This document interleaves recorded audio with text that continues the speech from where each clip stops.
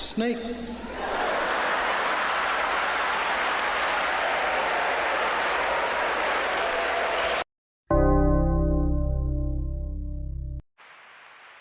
I'm just going to tell you right now.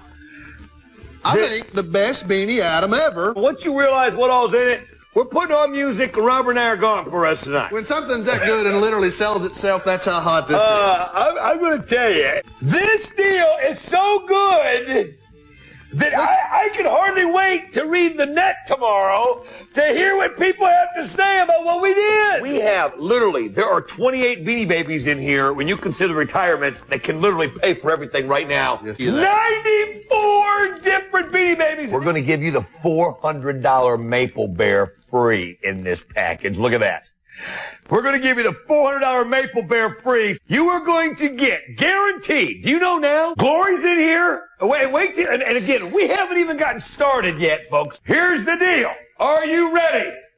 You are going to get every single current American Beanie Baby release. That's a $400 Beanie Baby. By itself. By itself. We sell them out at $399.95. Maple, Princess, Aaron, Peace, Glory. We're going to give you all 28 of the May retired Beanie Babies. Did we run that at $5.99? Is that right? Originally. What are we selling them per Beanie Baby? Did you break that down? $21.27. I'm ahead of you. Oh my gosh. $21 a piece. Oh, what we got? Zip. Make sure I've got them all right. Zip the Cat is now bringing over $100, and it just retired in May. Hippity hoppity and floppity. Rumor has it they're going to retire. I've heard this. Something could happen September 1st with the Princess Bear. Do you know if that retires, that bear alone will cover the price of everything? That bear alone will cover the price of everything. Maple's $400. You want to know something? If you can afford it, buy it. Oh God, here it comes! Oh, hot, hot, hot, hot, hot, hot, hot, hot, hot, hot, hot, hot, hot.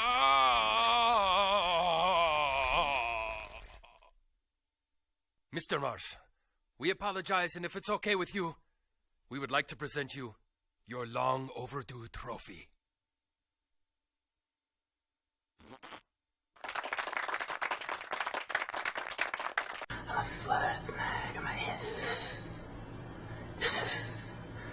Mag. The following program deals with a controversial subject. The theories expressed are not the only possible interpretation. The viewer is invited to make a judgment based on all available information.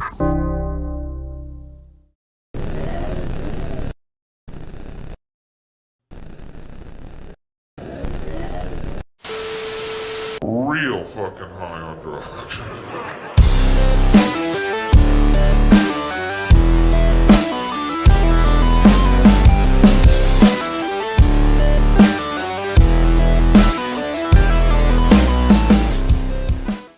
What is good, everybody? Welcome to another Saturday night, another Modern Comic Mayhem. We have a big show tonight we're going to get into. The guys are going to start showing up here in a little bit, but we got to start off the show by throwing a huge shout out and an attaboy to our boy Clutch, who right now is live with Jim Lee, you guys. Until the car notes fade off. Exactly. Right. Oh, this is a good question. How did your team of Williams and Sinclair come together? How did you meet those guys?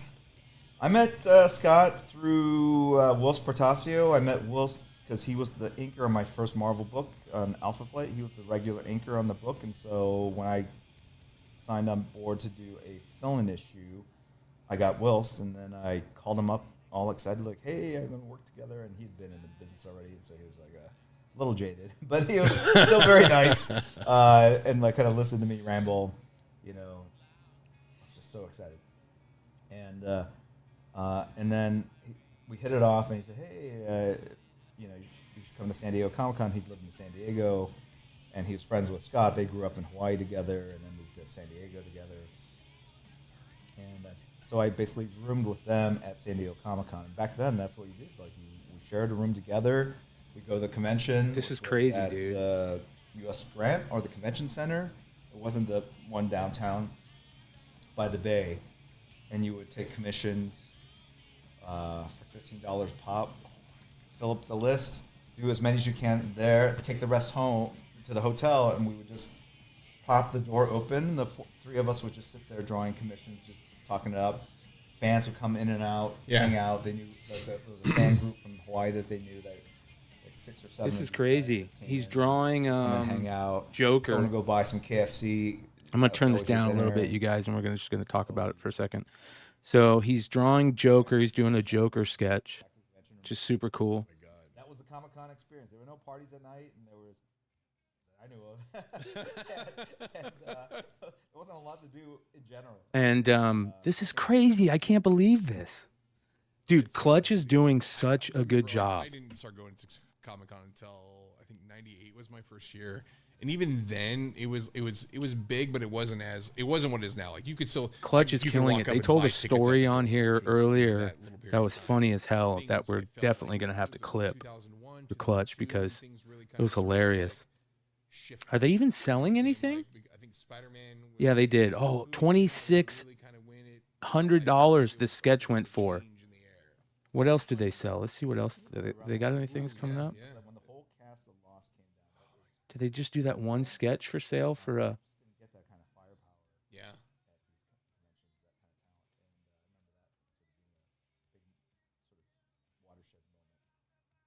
Yeah. When man, what was? Let me turn this up. Hold on. Was it the Twilight years too? When Twilight, when they would like people started lining up outside of the grass outside of Hall H, 3 days in advance. They'd get out there on Monday and just wait to get into the hall. Like it was crazy. I remember there was one year my buddy Dave Andrew and I think Dan Peterson, we waited to get into just. Oh no, I didn't want to do that. The fuck? I just want to get it. I want to get it large so I can see it big. And it was like his panel started in an hour, and we're like, wait, he's not going to make it from LA. And so we missed. He didn't show up. I think they did some sort of fill in, but then we got to go and we got to finally get inside, and we saw like the 300 trailer for the first time, and that was a big thing. I was like, oh my gosh, like big movie, full on going. It was bananas. So just using. Look at that. Look how he does the hair. Why is this here? Get rid of this shit. Do you have a favorite Joker over the years? Like, is there one that you're like, this is a kind of like he's got very angular stuff, and I mean, there's been so many different versions. Was there one that you like? This is my guy. I was really keen on the for the first Tush I did 20 years ago or 30 years ago, the Dave McKean one from Arkham Asylum. Yeah, Brian Bolland, of course. You got to look at Boland's. You got to look at Dave McKean's. You got to look at Frank Miller's. Short nose, small nose, big eyes, little eyes, receding hairline, full hair. Like, it's amazing all the different variations, but it's still the Joker, and that's the beauty of comics in general or the DC universe is that there's not one. It's not like Mickey Mouse where you have to draw it like this. Here's the model sheet. This is those crazy. Hands are too big. Shrink Good it on down. Clutch. Good on and I think Jim again, Lee. I think I want to give credit. It's all for to the charity. Image guys and Todd on Spider-Man, right? He was drawing the eyes, and they're saying, "Look, you're drawing him too big. Like, draw him more like the standard." How many like, people are watching? Can we see how many people are watching? You had to kind of push. Let me go on the actual app on the take these phone. iconic characters and reimagine them in your own style. Yeah. And it was a boon for the companies to have that kind of interplay. If you only drew it the same way every decade in and out, I think it gets boring. And what's fun about this is that all of a sudden you get a guy like a Daniel Warren Johnson or a Travis Charest back in the day. Oh, yeah. And they're drawing something that's been drawn for decades a certain way, and they draw it completely different and add something different aesthetically, visually. It reopens 3,453. It reopens. It reignites your fandom. It really, it makes fans. It's pretty dope. Embrace these characters as if they were brand Good on new. Clutch, man. And it's 3K, their version 3K. of the character that they, love, and that's how you keep these characters vibrant and healthy and beloved all of the 7-8+ decades at this point. Oh yeah. Jim's kind of I love seeing, and this. I think that's one thing. Like Clutch needs to move the mic down a little. I've bit. always been a fan of like the reimagining or the. But I'm sure he just set this up really different quickly, takes right? of stuff. You know, I think mean, this came out of Absolute's been a nowhere, really you fun guys. thing to kind of witness and see like this completely new take on stuff. And we were hanging out Age after of the show the other Apocalypse night, was and he when told I us, and we were like, "Holy shit, bro!" It blew my mind. Like, this is the craziest fucking thing, you know. And then when you guys came on and did the Heroes Reborn stuff, I was like, oh my god, look at this! Like different style, different vibe. Like I've always enjoyed that, and so being able to see different takes as you go from different artist to artist, whatever, it's been it's fun to see, and that's what really kind of like you said. I think someone said reinvigorates in it. That is what if. Oh man, what ifs were. Oh my gosh, that was. Yeah. I remember not even knowing what a what if was, and I saw like a cover of like I think it was the it was one of the like what if this is crazy the Venom or something like that. I'm still geeking out over this. I'm proud of Clutch for pulling this off, man. He's doing a good fucking job.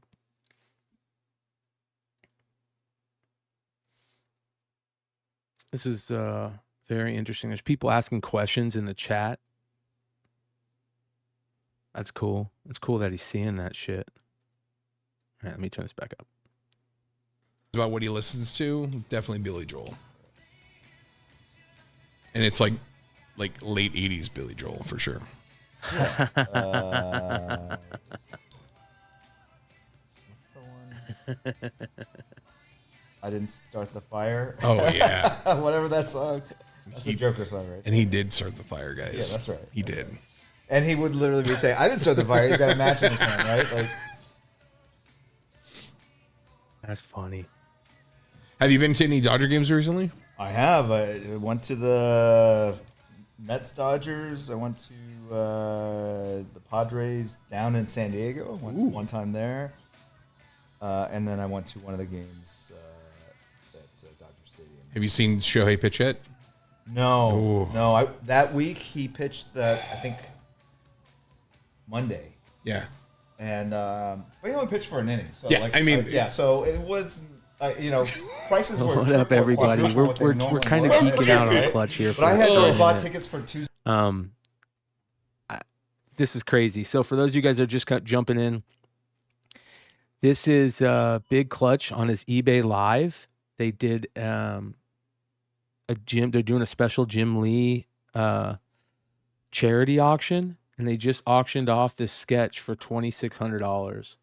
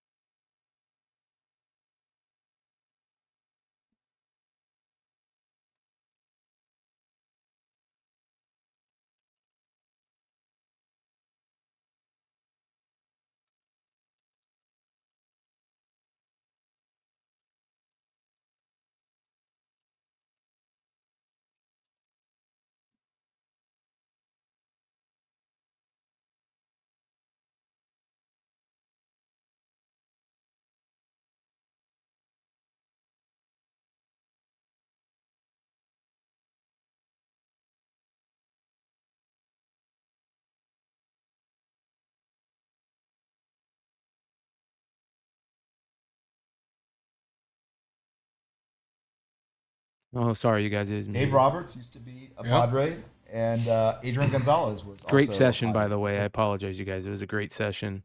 My session is kicking in right now pretty heavily. Hope you guys enjoyed the music. Check it out on the Beyond Wednesday Spotify playlist. It's below. Or if all of a sudden, a player that is on your home team is now on another team, you're booing. They're just talking baseball. You're not really really rooting talking for your about hometown, comics or right? anything. And I just like the sport. When I was a kid, my dad was a big fan, still a big fan. But he would take me. Chonko says, Ohio. my Spears. I remember when I was like 8. Shout out to Chonko. Great YouTube channel that you guys should all go check out. Derek or any of the mods, You guys could drop Chonko's YouTube channel for people to go sub up to. He does a really good job. He's got good content. He's a newer content creator that's starting to really figure it out. So make sure you guys go check him out. He says, my Spears signed remarked book from Leg Stream landed today. It is fantastic. So that's another crazy thing. So Big Leg had a bunch of the graded Spears books from Alabama get back. If you guys didn't see those videos, they're all on his Instagram. Go check it out. And a bunch of them were the Spears books that people got from his stream. So that's very cool, man. Hell yeah. I hope to see a video about it. All right, here we go. Toronto, and we got to go to a game, and they were playing the Athletics, and I grew up in Northern California. I was an A's fan growing up, of course, like the Bash Brothers and Jose and Mark McGuire back in the day. It was like massive. So 40-40. It was great. Oh my gosh. I can tell you about skipping school to go up there and see games. Awesome. But it was so fun to go see that in the Toronto stadium, because it's like I so badly want to stay in that hotel and watch a game looking out onto the field. It's such a cool. Yeah, no, I've seen it. Yes, the complex. So cool. Yeah, baseball is one of those things where I agree with you. It's like I wonder if they're gonna where you are is kind of wait for a little bit, you guys. I wonder if they're gonna sell anything else. We'll keep an eye on this. It's kind of interesting, man, to see Jim just chilling, right? We think of Jim Lee, we put him on this pedestal, and just see him kind of chilling, hanging out. That's cool as shit. Chunko says, dropped a video today. Thanks for the shout out. Hell yeah, brother. Hell yeah. This is the last one I'm going to finish up on. Little Wonder Woman. Nope. Christy Blaze. Christy Blaze. Oh my God, we're doing it. Wasn't smoke a cigarette. We're doing it. Cigar. Oh, guys, Christy Blaze here. This is amazing.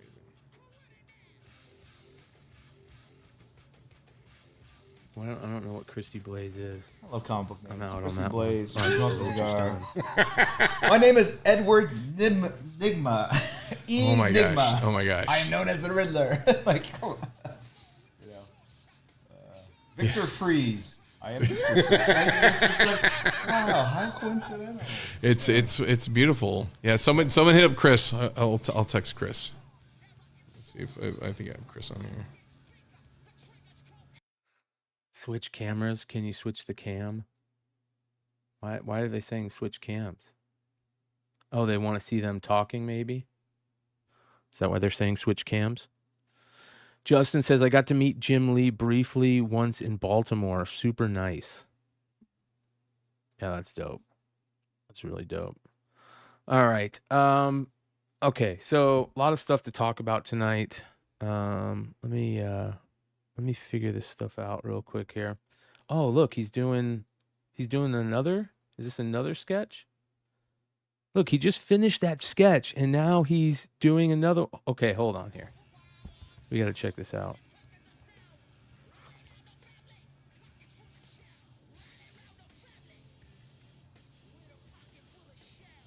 Is he going to do a new... I really like this question, too. What's your favorite artist edition that your art appears in? Do you have, there's been so many cool versions that have come out, whether it's graffiti or IDW stuff. Yeah, I think the stuff that Scott Dimbier put together for IDW is probably the most meticulously sort of curated. I think there's one of all my Marvel work. There's one of my DC work. Yeah. There's one of covers, or it's part of another sort of general cover study. I'll just kind of flip through it. I don't spend too much time looking back on stuff I've already done. Oh my gosh, it's just like I've seen this before. I drew it. I've been there. Yeah. I don't need a reminder of it. So yeah. I mean, I think they're great in terms of kind of crazy aspiring artists to be able to see the. I mean, I understand it. At that size, I think it's pretty motivating, and you can learn a lot by looking at kind of techniques or just sometimes what you think is a super tight drawing is not that tight because it's drawn large and it's shrunk down. And so being able to see kind of how a professional artist, how thick the lines are or how thin they are. Yeah. Sometimes the line doesn't even connect. It connects in your mind because Nate's jumping on here. It up. Those are things to learn because it's hard to see on the printed page with color when it's all shrunk down and stuff like that, right? It's not as obvious. Yeah, absolutely.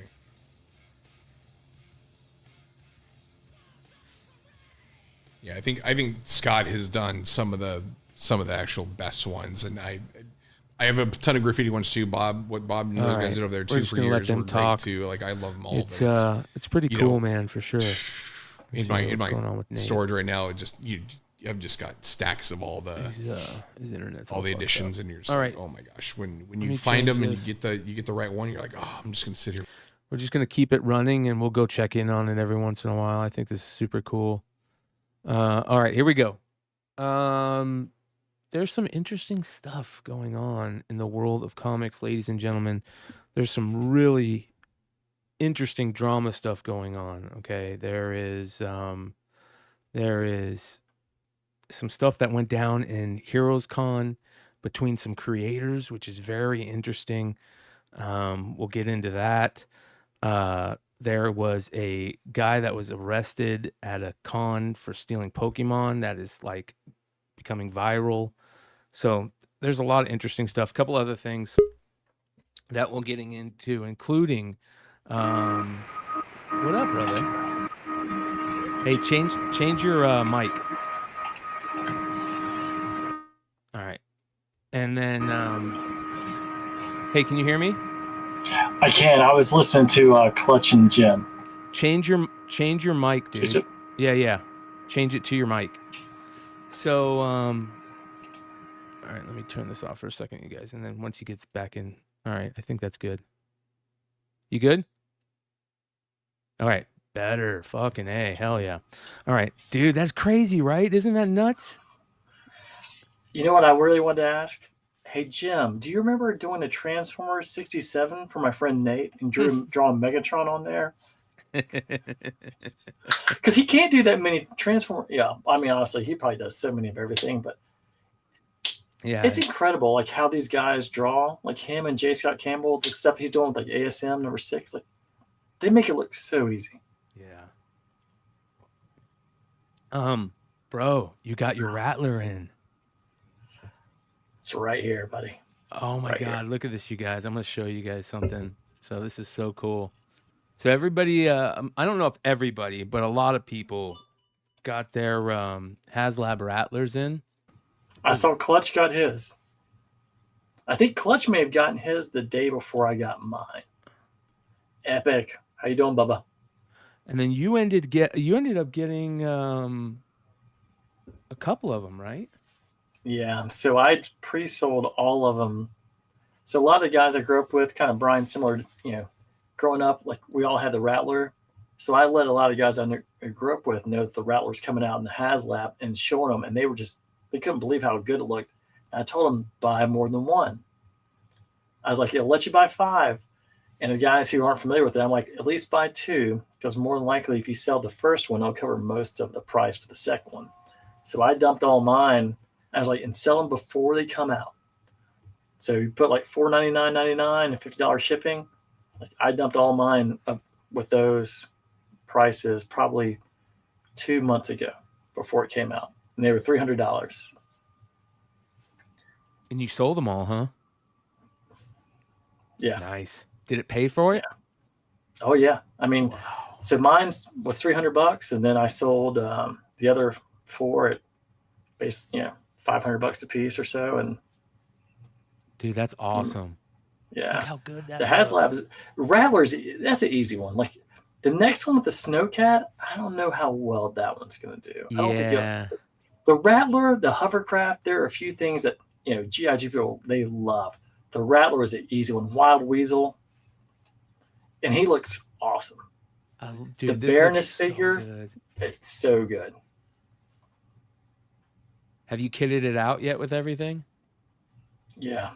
I knew you did. Hell yeah. Yeah.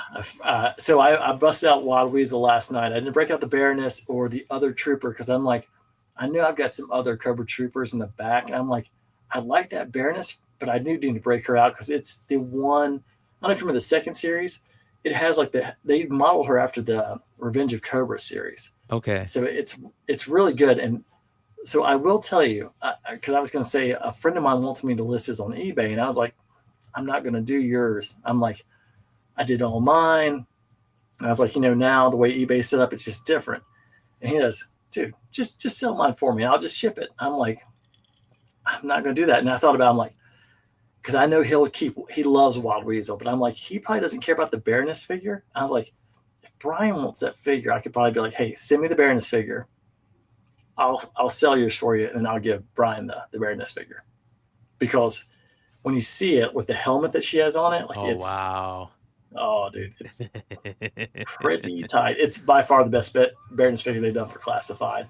But she has like in Revenge of Cobra, when they're going to to get the third piece of the Weather Dominator, it's that helmet. And I'm like, oh man, that's pretty not bad. If you guys can like you see, say, not bad. On the top of the Gonk droid is the original Rattler.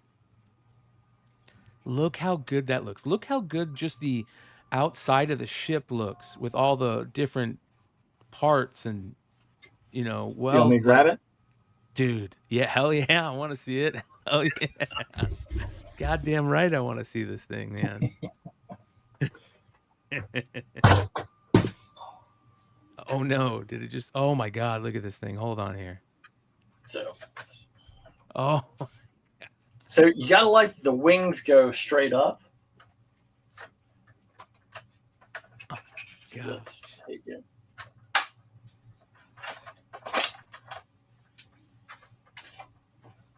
You gotta change hands just to oh my gosh, look at that thing, dude. Looks so fucking mean.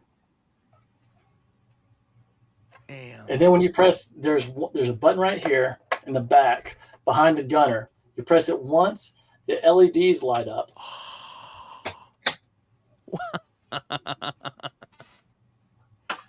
And then when you press it twice, it'll light up in the back section for the gunner. And then when you light up a third time, wow, you get the battle effects. Oh my God. Remember the parts you did off on your kid for the Rattler? Yeah. And then it goes from like, they said it goes red to yellow to white. Oh my God.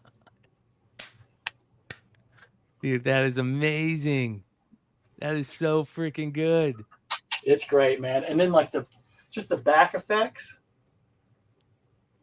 And then if you add the toy, it had all the different bombs. Yep. Same way. Oh my God. Dude. I'm geeking out. And this button for the release. Oh, dude. That was so good. It is. It is incredible. It's great. Is that the only place where there's battle damage? That's the only one. They should, okay. I was hoping that maybe someone, kind of like with Transformers, when they do a package, the upgrade kits, someone will figure out how to take a couple of the other panels off. Because if I would give one critique, it should have like, 3 or 4 panels for the battle damage. Because it's so big. Yeah. Yeah. What up, James? Dude, look at this thing. Look how bad. Did you see how badass that was? Yeah. I'm going to fly us down to South Carolina and come see you. Do it. Damn, so I think my arm is like, I would say probably about almost 2 feet. Wingspan. Yeah. Kind of give you an idea of the wingspan. Yeah. I don't know, Nate. I've met you. I think your arm's maybe a foot. Well, I didn't say I had any muscle in it. I'm just saying that, That's dope, dude. That's super cool. But different blast effects. It's awesome. Yeah, that's amazing, man. I wish they would have done more battle damage. Yeah, me too. I'm with you. The bombs look awesome. The different shit on the bombs. Stickers and stuff. Or whatever. Yeah. It's like a they've got the skull. Bryan McClay bomb. I meant to show you this. Yeah, the skull. I want to see that. I was just gonna ask you Yes. about that. All right, hold on. Let me see. Yep. Let me see if I can find that. Rattler. Let's see here. Let's go. Rattler has lab bomb. I've got to show it on one of these.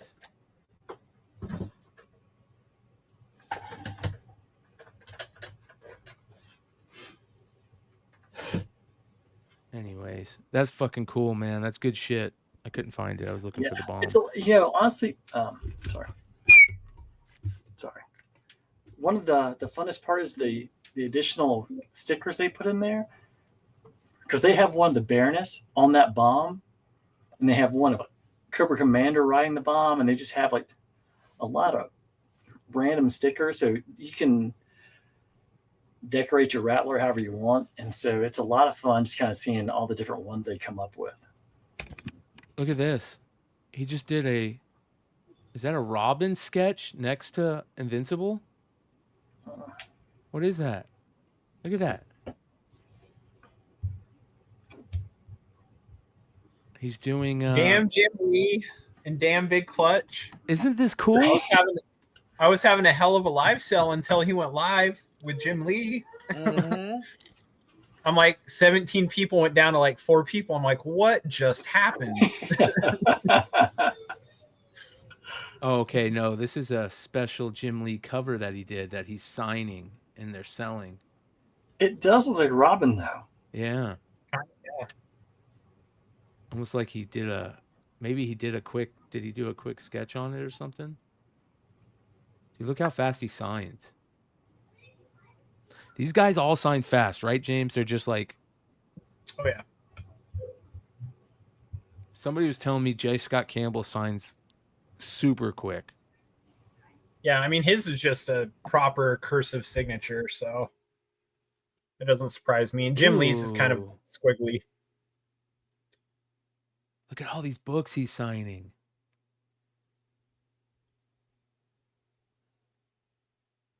This is awesome.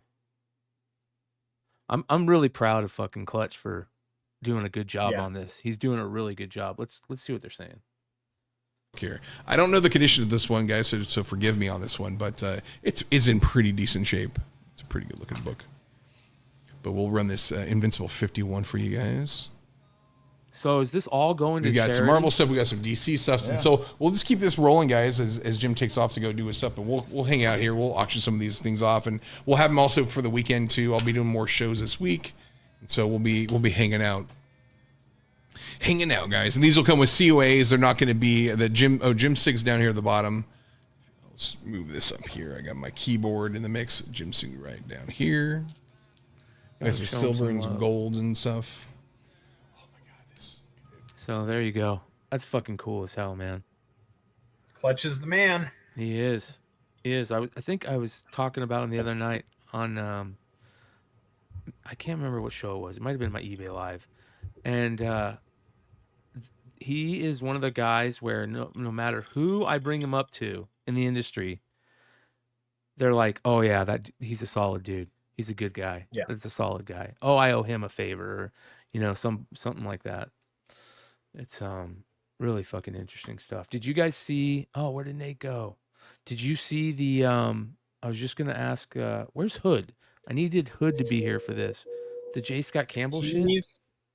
He did message that he is trying to get back home quickly. So okay. He should be on here in a little bit. Let me see here. This is fucking interesting. The new J. Scott Campbell Spider-Man. I did. I am a little bummed out at the price point for the sketch cover. What was the sketch cover price point? It's like $30. Yeah. Yeah. Damn. Dude, I wish it was 20. These are fucking beautiful. Yeah. Absolutely beautiful. Why didn't he show the whole image? Oh, okay. It's amazing too. Like, everyone knows JSC, know what he does, but like you see something like this, it's like, God, I mean, I've seen, that kind of that Mary Jane or that Gwen Stacy before, but like, or that Spider-Man, but it looks so good. Like, this is such a great cover. This is a cover of the year book right here. No doubt about it.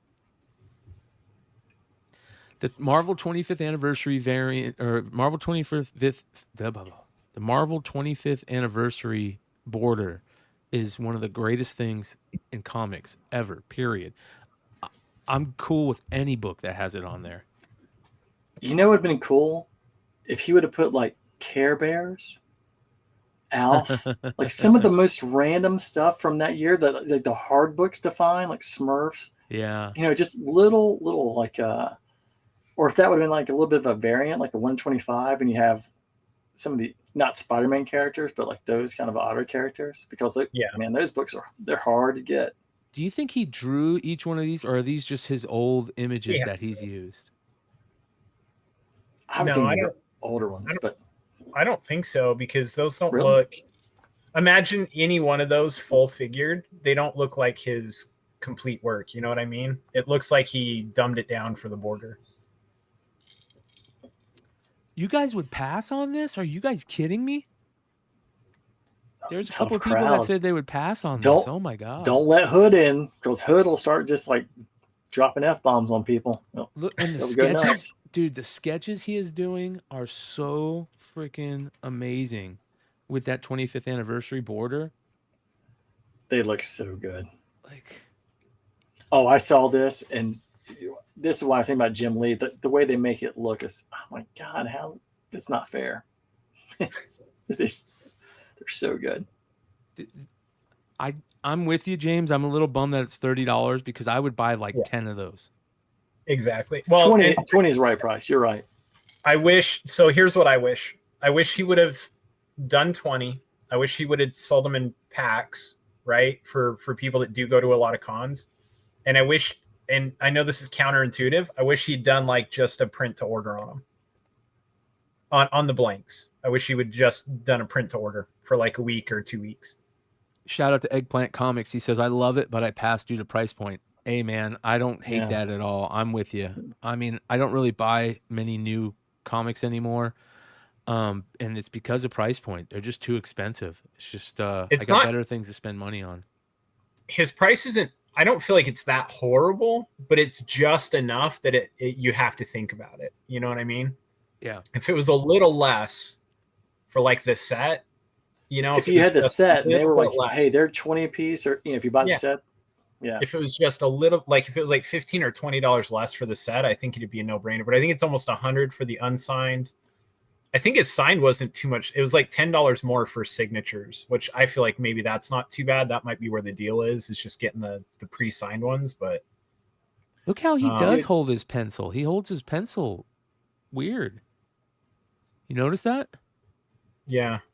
Must be for stability. Maybe his pen, does he only hold his pen like that? So he doesn't get smudges or something, maybe? I don't know. Just talking about price point, not to go on a different rate. I just was going to mention this. I think just cards are almost in that same spot, because this is the only time I remember going into like Walmart, Target, week after week, and Bowman mega boxes still there. Yeah. $50 a piece. How many do you want? He's supposed to be putting these in as random for people, right? That buy him. I mean, if he is, that's pretty awesome. Yeah, that's what he said on his IG. He said, "Should I put this in randomly for people to buy?" Oh, that's right. He did say, "Yep, yeah, because he was doing the Spider-Gwen when I saw that, when he put that comment in. Damn, that or looks Gwen good. Stacy. Okay, there you go. He kind of changes it up a little bit there. I think he's doing it to keep his hand. I wonder if he holds it that way for the line work, just for more stability on it or something. Yeah, that makes sense. Damn, that looks good, dude. That 25th anniversary border is so freaking dope. I'm not lying at all, dude. It makes it. It makes the book. You guys don't like this? I can't believe you guys don't like that. That looks great. It's nostalgia, I guess, for me and most people. The 25th anniversary books when I was a kid were like held up in high regard. They lost their luster after the years, I guess, but I don't know, man. They're just very cool covers, man. I think that looks great. There's a Mary Jane. This one, I'm not the biggest fan on this one because it's a side profile. It's kind of weird, right? Let me see here. Let's speed it up a little bit. Maybe I'm not, but this is still good. It's not bad.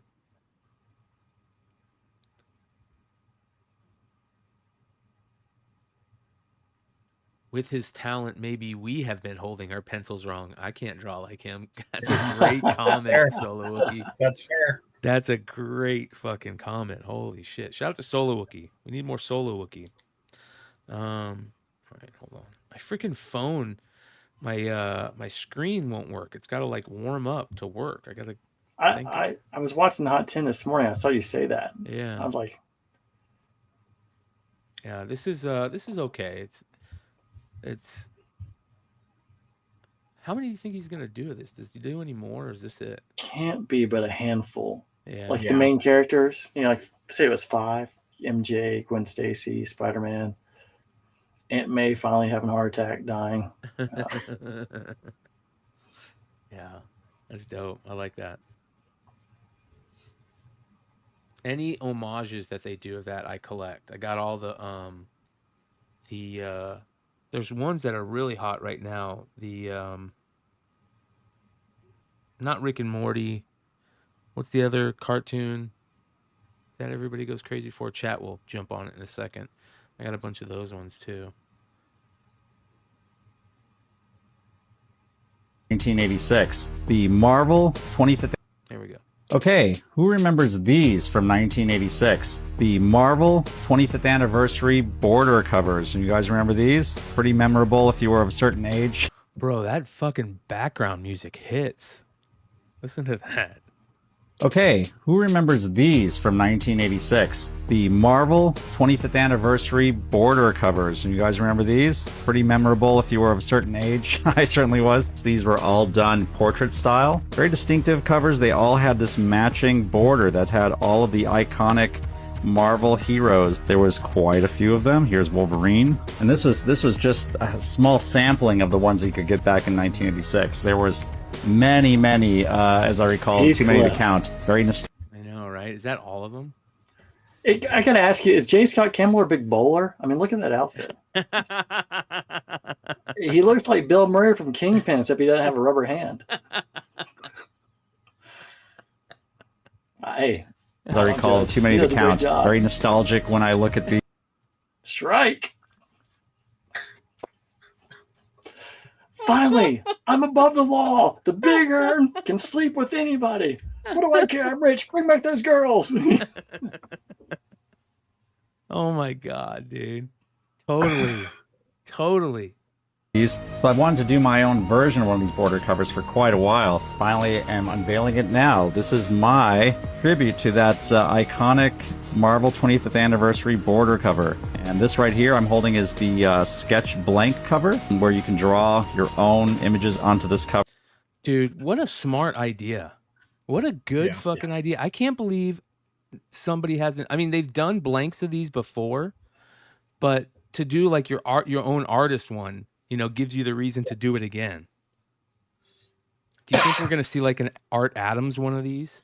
Like Art Adams I'm sure. shows? But the problem is, after J. Scott Campbell did it, like, who actually could be as good? Like, Art there only be a Adams. handful. Yeah, Art Adams. but there are only a handful of people who could actually come up and be like, we can compete with that. Yeah, that's a great point. That would. Hey, listen, Art Adams, I'm okay. Like, we can saturate this market. Let's do it. Hey, I still want the Heathcliff on the side. Those guys. Yeah, I think that's awesome. What are the price points of the other ones? Let's take a look here. Oh, it's sold out, obviously. How much were they? Yeah. doesn't say. Limited to 2 books per order. Hood got his, or else he's gonna bless everybody else out who's got one. That's Threaten them fucking all. excellent right there. Yeah. That's damn good. Oh, that's Black Panther. I was like, who the fuck is it? I thought that was Batman for a second there. That Mary Jane That is would be a funny 10. if he snuck a DC character in there. Right. I mean that. Oh, they got a black and white. Oh, no, that's the original art. How much is the original art? Could you imagine buying this original art? Look at that. The better question is, if you bought the original art, would you commission him to draw something in the middle? Yes. I think that's I feel like you have to. You have to, right? I wouldn't have him draw it on there, but I would ask him to draw it on another piece that I could float on top of it in the frame. Kind of like an animation cell? Yeah. Yep. Yeah, I would definitely ask him to float something on top of it in the frame. Dude, let's reach out. Let's find out how much it is. Yeah, I love framing stuff, dude. Framing, when you get a piece and you're like, okay, we're gonna go frame this piece. I like taking like 2 or 3 of them and coming up with the ideas. I love that. I have something I'll show you later that I just got in that I'm struggling because framing it's going to cost more than it cost me. That's okay. If you like it that much, who cares? Massive. When you say how massive, like massive, like Subway poster size. No, I'll just show you now. I was gonna say, is that mural you did of me? After like George Costanza, me like. All right. I got it in really far back. Oh wow, dude. That's awesome. Is that original? God help me. Yeah. Oh my god. Really? Dude. Where the hell did you? It looks brand. How is that original? Because it looks brand new. Yeah, it's 1942. That is amazing, dude. Where the hell did you get that? Germany? That was did you go to the Eagle's Nest? I mean, like, what'd you buy that for, if you don't mind me asking? Great shirt too. It was like 500. 500? That's not bad. I think that's a deal. It's archived too. It's on it's like a canvas backing. When I bought it, it had just barely. So I've been watching this place that sells those for a while now. I've been waiting for the right one to come up. Like I've got a list of ones I'm hunting down, and that was one of them. And so when it showed up, I bought it like right away. And they sent it up to Chicago, to a company that does all the archiving for the, what is it? It's not the Smithsonian, but the one of the museums up in Chicago. And so they sent it up. They had just shipped it off to there when I purchased it. And they're like, hey, it's going to be an extra 2 weeks because we just sent it off for archiving. And I'm like, that's totally fine. But so it came in right before I went to Heroes. Well, speaking about Heroes, let's get into it. I got at you, McClay. I hope this makes your comable drama, because these dudes, goofy ass dudes. Into the into the into the. But let's get down to business. All right, so there's some craziness coming out of Heroes Comic-Con, you guys. For those of you guys that might not have heard about it, we have 2, if not a group of creators that are fighting. And when I mean fighting, the dumbest thing ever to me, you guys, this is probably the dumbest thing that anybody can do, in my opinion, at a con, is to fight. It's so cheesy. It's so cheesy. And I get it. You always feel different when you're in the crosshairs of something. But there has literally been some craziness go down at Heroes Comic-Con between 2 creators, specifically Shane Davis and Dan Fraga. And if you guys don't know who they are, I like think- Shane Davis, Green Lantern. I love. Oh his yeah, stuff. Shane Davis did some amazing Venom covers that you guys would know immediately. He did a beautiful Solomon Grundy cover for Faces of Evil. He's really good. Really good. He's a killer artist, and of course Dan Fraga, who Fraga Boom, long time comic book creator, started way back in the early Image days on Rob Liefeld's imprint. Worked with Dan Panosian, I believe, and Marat Michaels, and obviously Rob Liefeld, and that whole early was it Extreme? I think Extreme was the name of it, the imprint. Extreme Studios. Yeah. So basically, there's been a running feud going between these two guys over some, stupid content creator beef that's kind of been going on. And they're both they were both Comicsgate guys. I'll just come out and say they're both Comicsgate guys. There was some stuff going down over them two not liking how or not agreeing on how Comicsgate was going, and they ended up kind of getting into it, and it's turned into a thing where these guys are almost getting into a fight at Heroes Comic Con. I mean, I swear to God, dude, this is crazy. Really? Holy So, okay.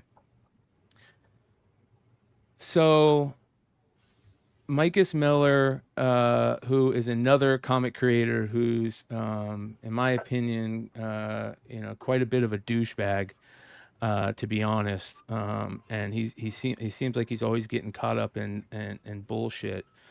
And there was a video that was taken at Heroes Comic Con, where basically Dan Fraga was next to Mike S. Miller at the Comic Con. I'm going to show you guys a image of what was going on there. So this is a layout of where they were at the Comic Con. Dan Fraga was here next to Mike S. Miller, and then Shane Davis was over here, and Billy Tucci over here, Andy Smith over here. These are all Von Coleman. A lot of these guys are all former Comicsgate, or either current Comicsgate guys or former Comicsgate guys. And it's really weird, dude, because the whole Comicsgate thing is fracturing right now, big time, in a major way. And it's a real bummer because it seemed like it started out as something really cool, a bunch of creators kind of getting together and saying, we can do this on our own. We don't have to, go by the rules and whatever. I've always kind of agreed with the initial starting of it. Well, Dan Fraga and Shane Davis are getting into it the last couple of weeks. Dan Fraga decides to go up to Shane Davis, and whether he says he's trying to shake his hand or to start something, it feels really weird. And the reason why is because there's a video out of the event that happened at Comic-Con. Let me go ahead and see if I can show you guys this. This is a really good video that was put out. There's a couple of really good videos that were put out about it. And I'm going to see if I can find this video. Let's see here.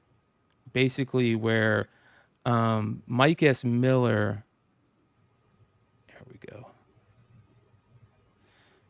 So Dan Fraga decides to go up to Mike S. Miller at the con, right? Dan Fraga decides to go up to Shane Davis at the con. Mike S. Miller decides, okay, I'm going to videotape it. If Mike S. Miller didn't videotape this, they're both sitting next to each other at the con. If Mike S. Miller doesn't videotape this, I don't care about this. I don't care about this as much. I'm just going to report on it and laugh about it. But because Mike S. Miller decides to videotape it, it makes me think that like they were talking to each other and going, hey, dude, I'm going to go over there and I'm going to start something, videotape this, and we'll put it out. So basically, this is what happens. You can see Dan's walking over. This is Dan Fraga right here, putting his hand out to Shane Davis. Let me go ahead and show you this. So this is Dan Fraga going to put his hand out at Shane Davis to basically, the whole point of this is to walk up to him man to man and talk to him man to man. And at this point, Shane Davis is like, I'm over this, dude. I'm not going to talk to you. Me and you aren't cool anymore. And here's the video. You can see Fraga walking up to Shane. Shane kind of looking down, being like, nah, I'm good, bro. I'm good. Dan saying why. Right? Shane says no. Dan walks away and says, okay. Well, the weird thing about all this is that's not how it ended. How it ended at the con was Dan walking up. I don't know if this is how it ended or not, but I don't know which one came first. Content out of this. But Shane kind of had the understanding that Dan was going to walk up to him at the con and say something. Okay. And so Shane recorded the conversation that they had. Listen to this conversation. This is two creators at a fucking Comic Con, you guys. You guys keep making your bullshit content that doesn't exist. Right, okay. I'm being aggressive with you now, and you can totally fucking make content out of this. Tell people I called you a fucking cunt. Because I'm calling you a cunt. Everything's documented, dude. It's I don't fine. care. You're a fucking cunt. Okay, dude. everything's What you documented. did was wrong. Okay. What you did was wrong, Shane. Okay. Yeah, believe it. Dan, here's my read. Here's your read. What is it? My read is my wife didn't come because of the shit you pulled. Shit I pulled.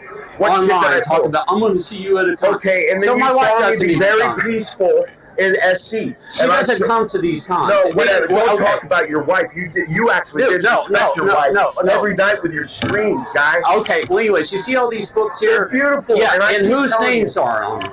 Both. No. Okay, and guess who's not coming? Shane? Okay. What are you trying to do, though? I'm not trying to do anything. Guess what? My kids aren't here because Well, dude, I mean, where's your crowdfunding books on your table, man? I'm gonna fuck you up. Hey, What's dude, gonna happen? what's going on? What's gonna happen? Hey, how are you? What is gonna happen after the book? A guy literally walks up in between them because he saw them fighting and goes, hey, I want to talk to Shane. And listen, you can hear the guy walk up and Shane goes, hey, how are you? He sees them fighting. He walks up to kind of break them up. This is crazy to me, you guys. What's going on? What's going to happen? Hey, how are you? What is going to happen after the book comes out? I was going to talk to him for a little bit. You okay, Dan?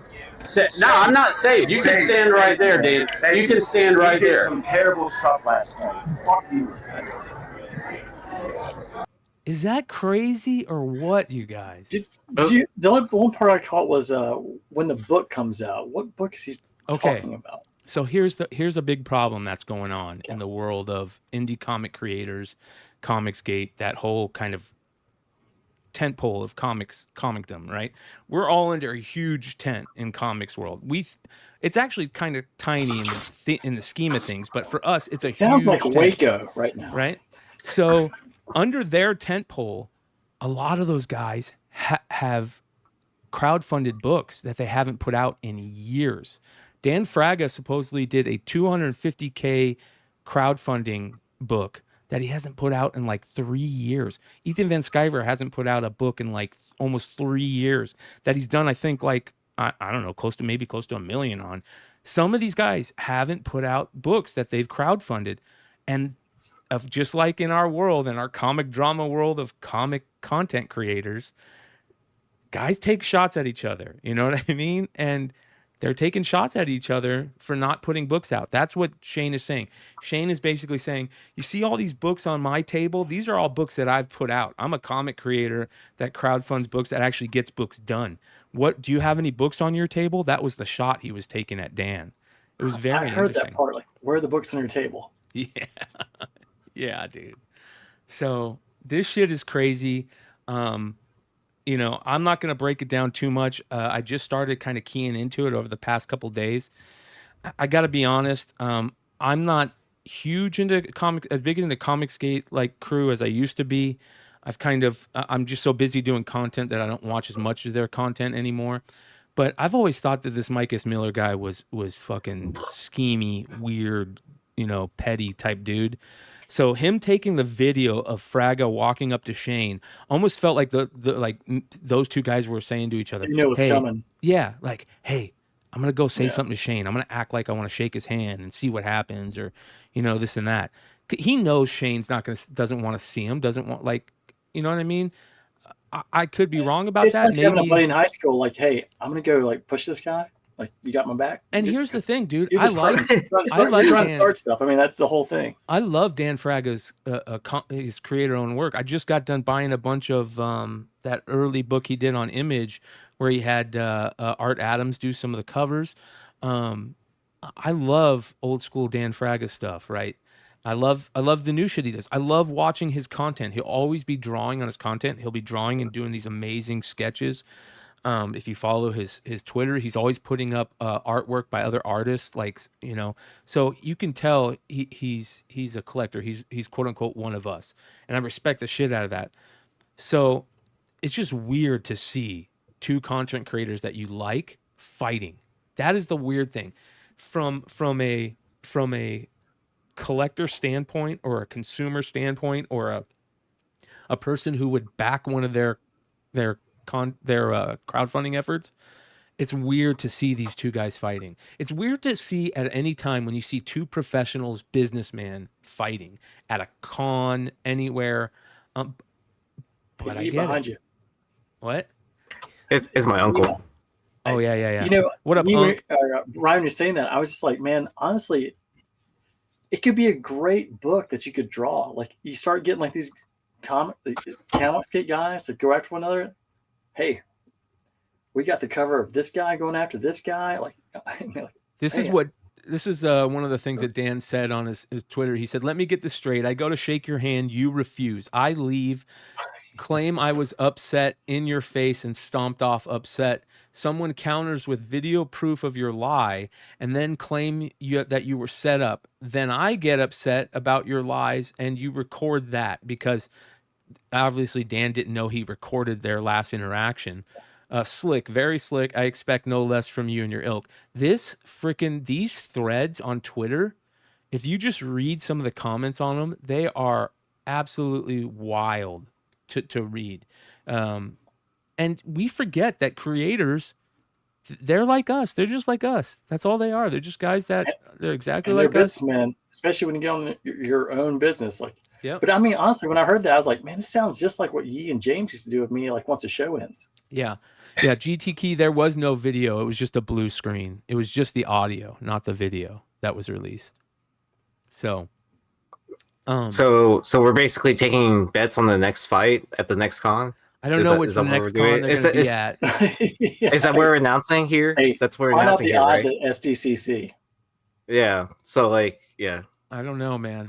Here's the interesting thing. The interesting thing is just that we keep in your mind, we forget that these guys are just like us. Even though we were fans of theirs growing up, or always read their shit, they're just like us. And there is pettiness, and there is buffoonery and fuckery, and people that are just that can't get along with others.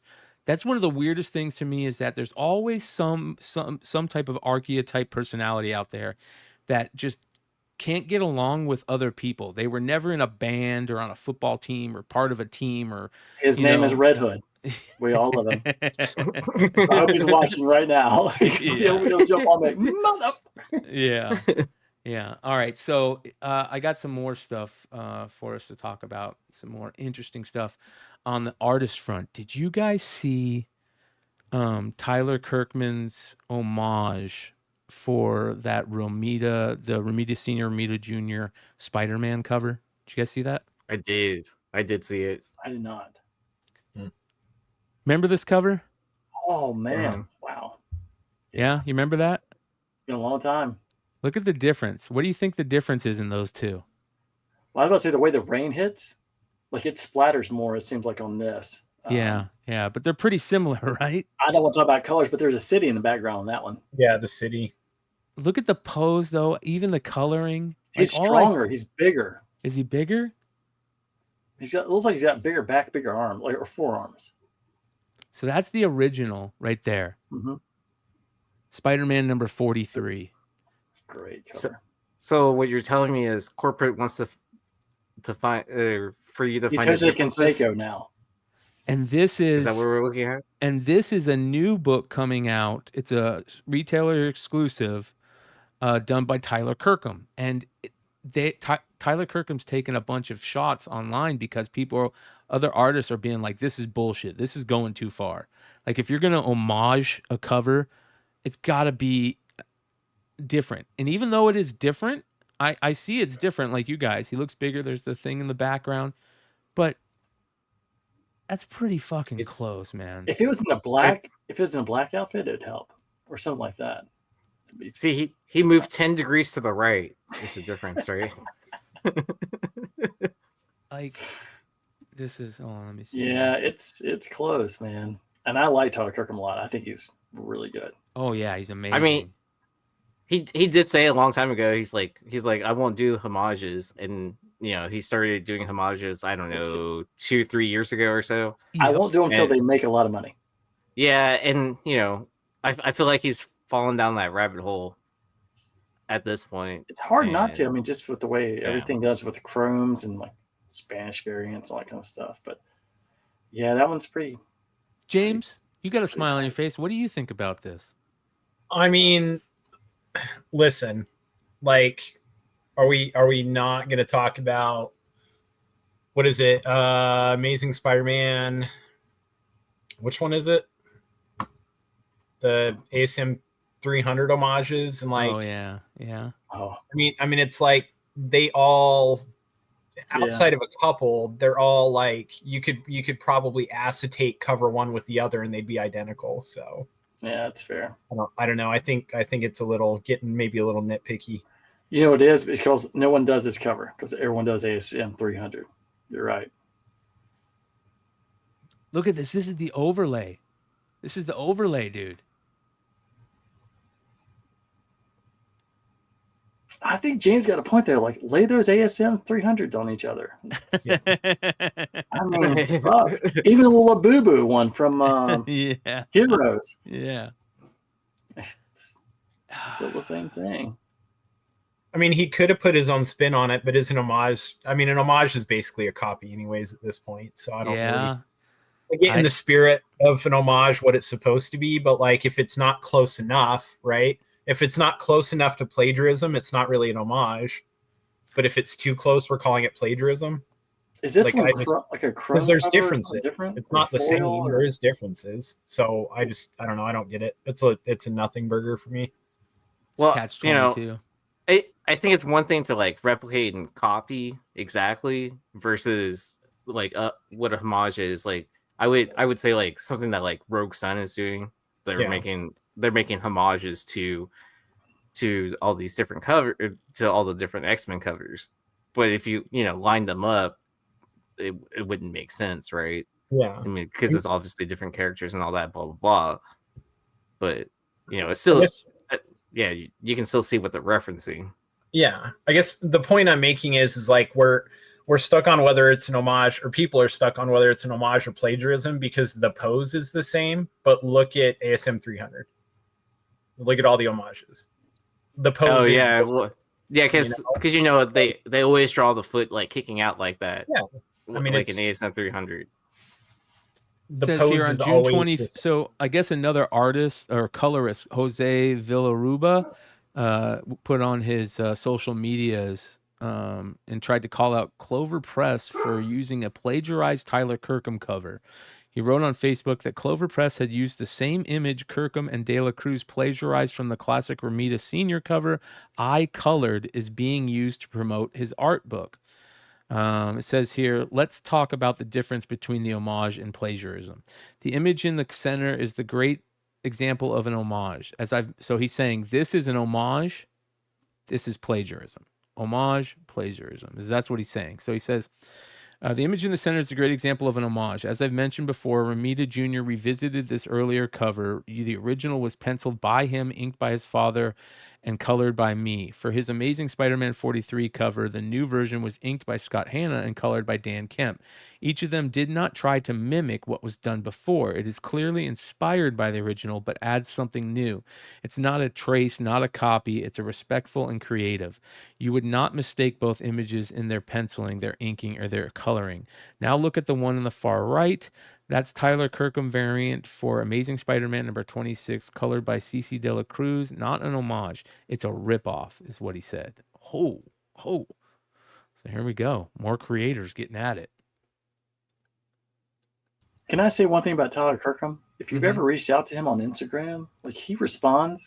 I love Tyler Kirkham art, dude. I love his art, but like if you actually would just ask him something, like he'll respond on IG. Not that we're all trying to flood his IG account, but he's one of the few guys who like he'll respond very quickly if you ask him a question. I always appreciate that part. This is on.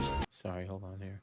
Yeah, I'm a big Kirkham fan. I got a bunch of his old school art. I think his very first stuff he did, if I remember correctly, was The Gift.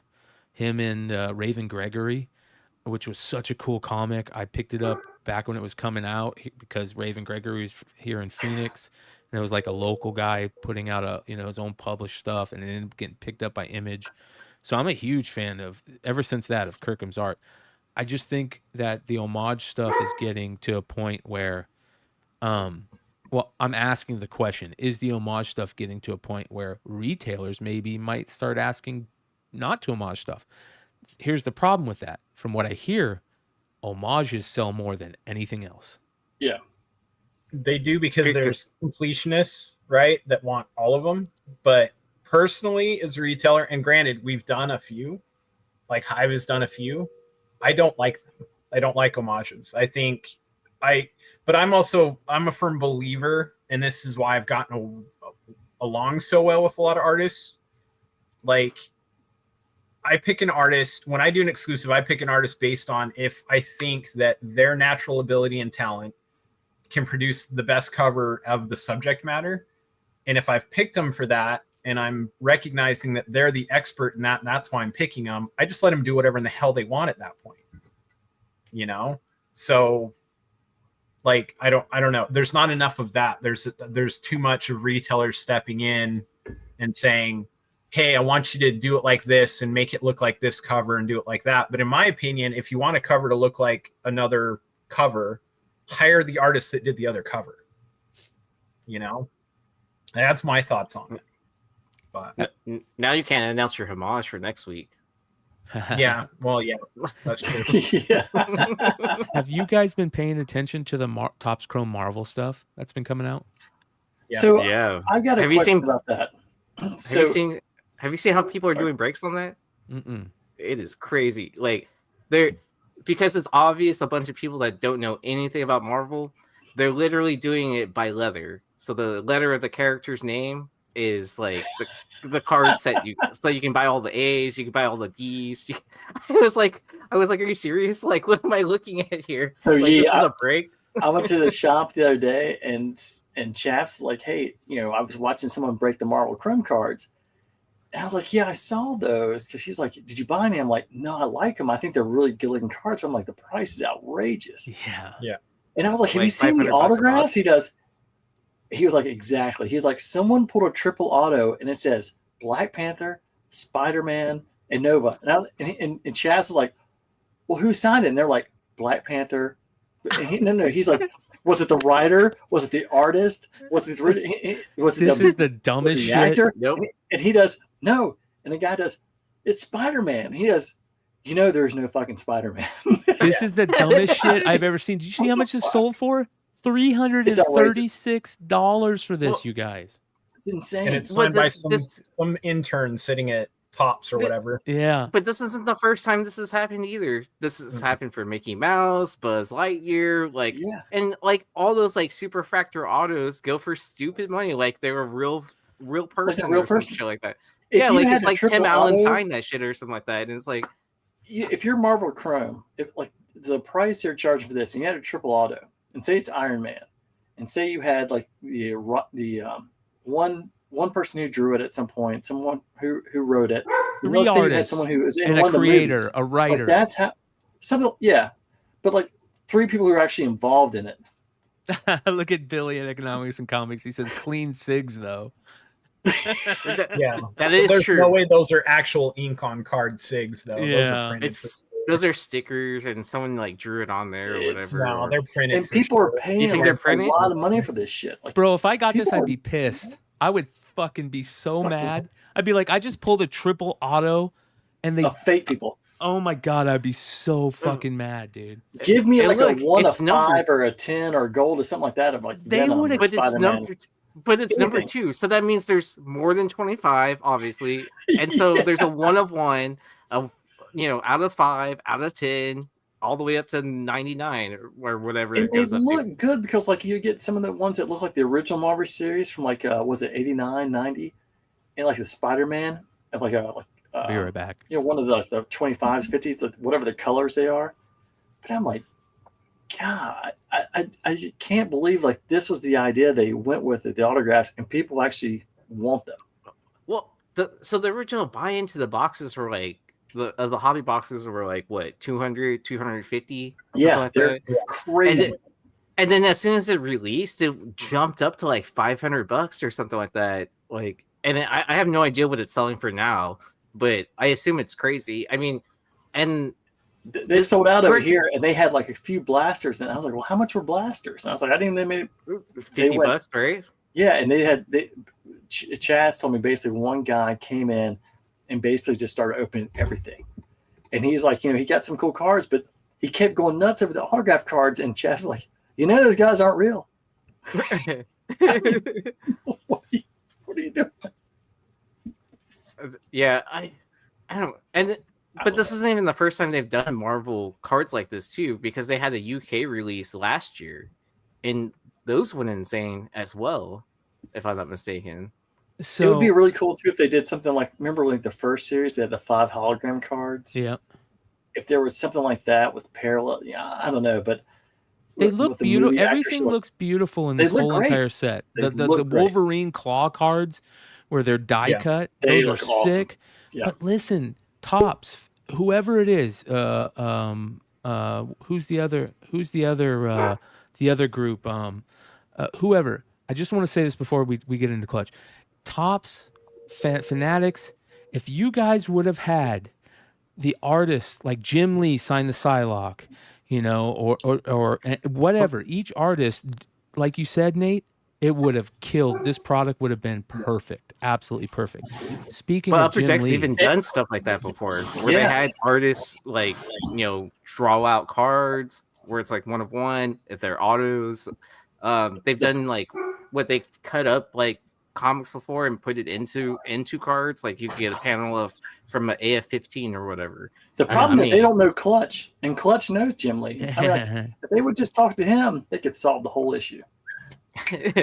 He's like, don't get me involved. This is a Marvel project, not a DC one, so I have no comment on it.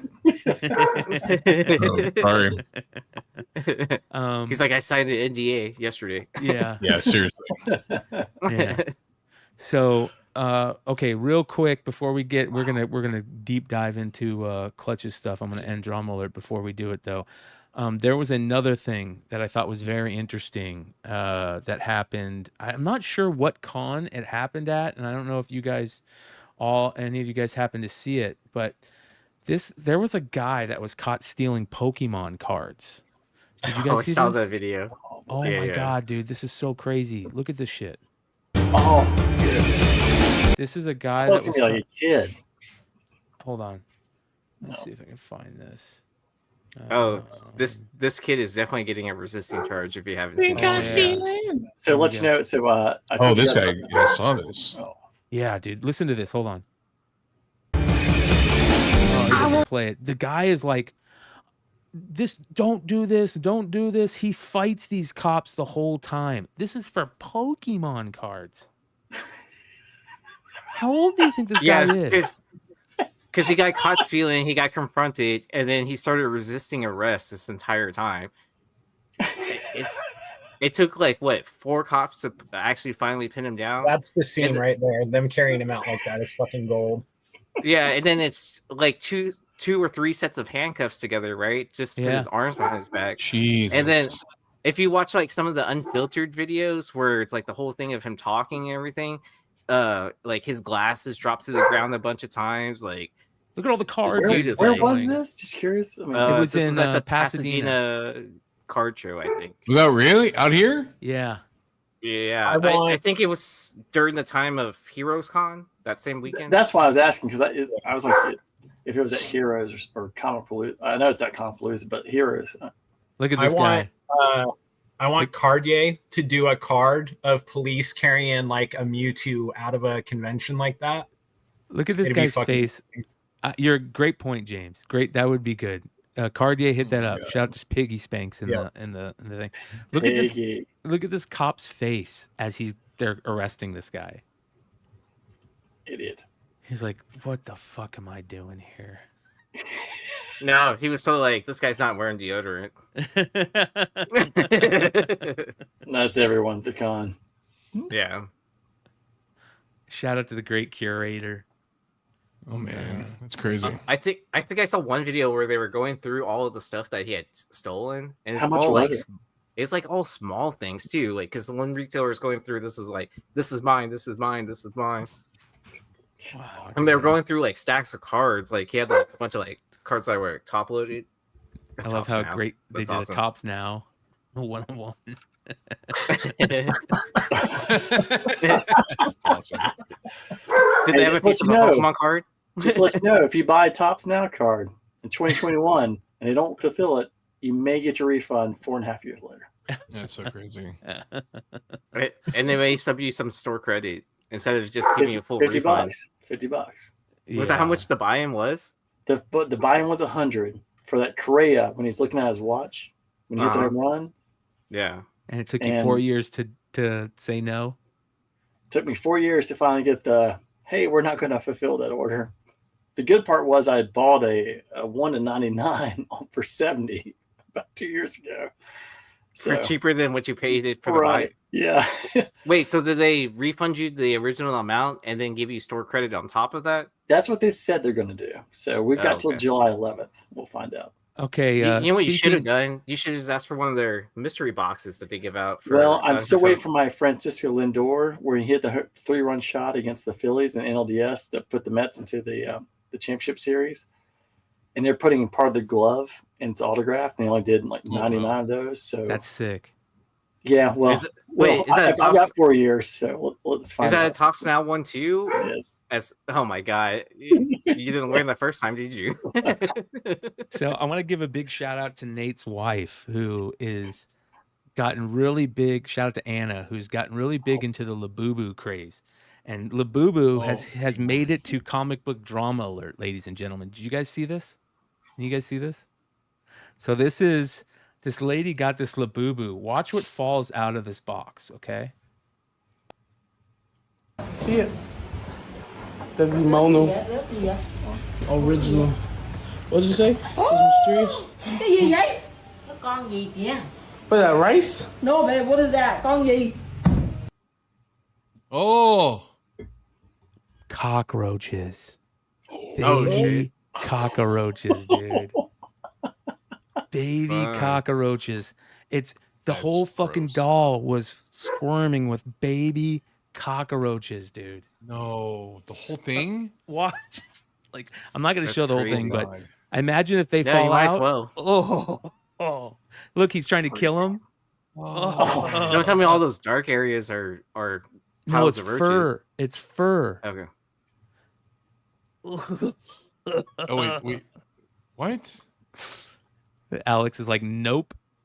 Look, he picks it up. He's like, what is it? And he's like, Alex, cockroach. smartest guy here. Yep. He goes, cockroach. And she's like, where's my tag telling me if it's it's certification? She's still looking for it. I would be nowhere. Look at that. It's all Oh, it's like lice. Can you get the lice Can you imagine shampoo, the give it a little smell? bath, and like get the lice off? Oh Lord.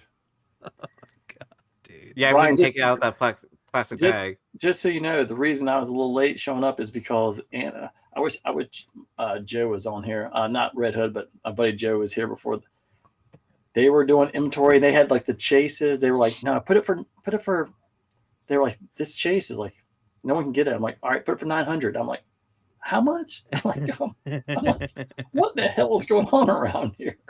And I sent you guys those pictures. I was like, shelves of these things. Like the mailman. She's killing it every though, day. dude. She's killing it. That's what I'm saying. Alex, Well, it's good. Alex My has no birthday's hope. coming up, so yeah. Yeah, Alex has no hope now at this point when he grows he never up. did.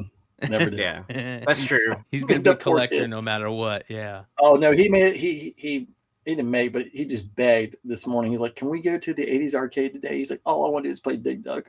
I just want to play Dig Dug." You need to get him. I mean, when a 7-year-old's begging to play Dig Dug, like, okay, we can figure it out. All right, last drama alert story of the night. This comes out of a local Reddit. A Reddit user is accusing legend Ric Flair of repeatedly soiling himself at Florida bars and restaurants in a recent post. Here's the post.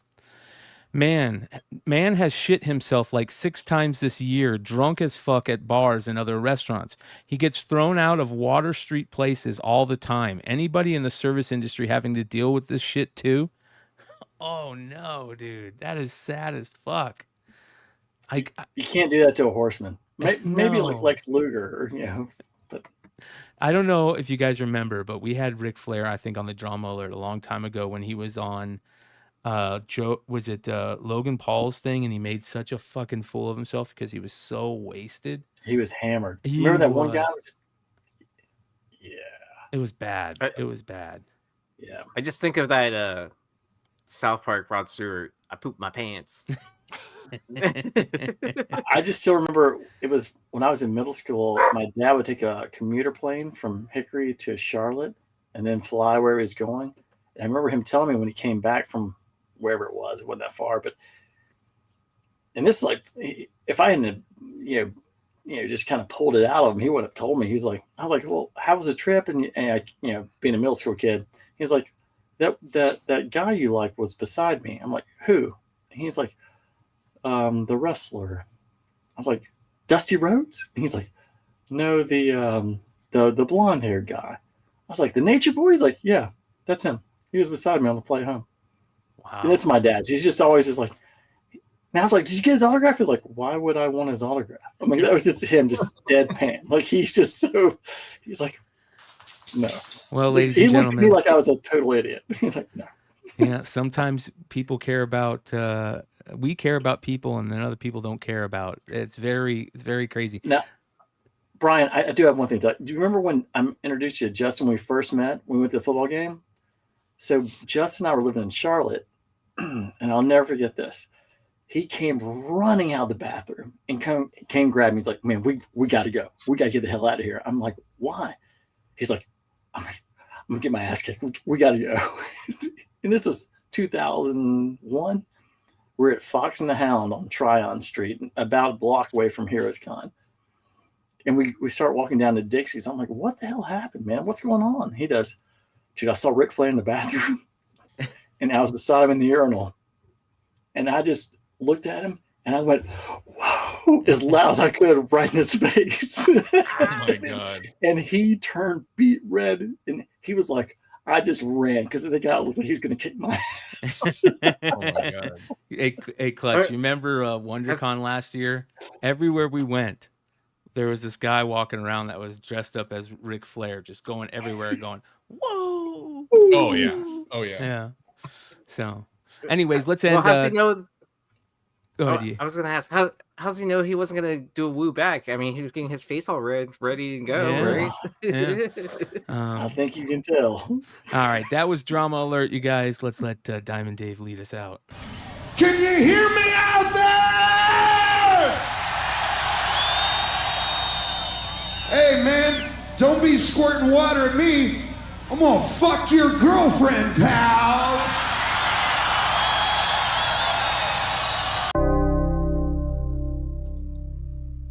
Classic. I like how we Absolutely can't see the video, but we can always hear it. Oh, it's just the best. It's the best. All right, so we got to talk about the elephant in the room. Holy shit, Clutch! That Am I an was- elephant? I'm not. I've gained. I know I've gained some weight in the past I was couple gonna of say, years, I but think like, lost weight. bro, Bro, that was so freaking cool, dude. That was fun, man. You absolutely killed it, man. You did a really good job with that. It was really dude. fun. Appreciate it. It was It's easy. Jim's really easy to talk to. So it was like I think that you have now twice done 2 shows that I think can show you what live selling and content can be, right? Most people that are doing live selling are just selling books. You can turn live selling into content in the best ways, and with these interviews when you had Robert Kirkman on for your Clutch Packs the opening, and then tonight, you guys did such a great job, dude. It was awesome. Dude, it was I'd also give him credit with J. Scott Campbell. Like, was it NYCC last year? The Campbell show was great too. Yeah. Little mama drops in there. Yeah, when he got him to say mama. Yeah, that's exactly. Yeah, fucking James. It's just so easy. James dropped a $20 super chat. And he said, but only if you I'm do your Ric woo. Flair. We got to hear your woo. Well, no, you don't want to hear the woo. You want to hear the replay of the actual sound that it makes whenever amount of $20 gets. Sounds like having a 7-year-old boy in the house a lot. It's very similar to what Ric Flair says. If you guys don't know. I'm rich, biatch. There we go. So good. All right, back to Jim Lee. This is your second time with him on the show, right? Clark? Yeah, we did a New York Comic Con stream, so that was awesome.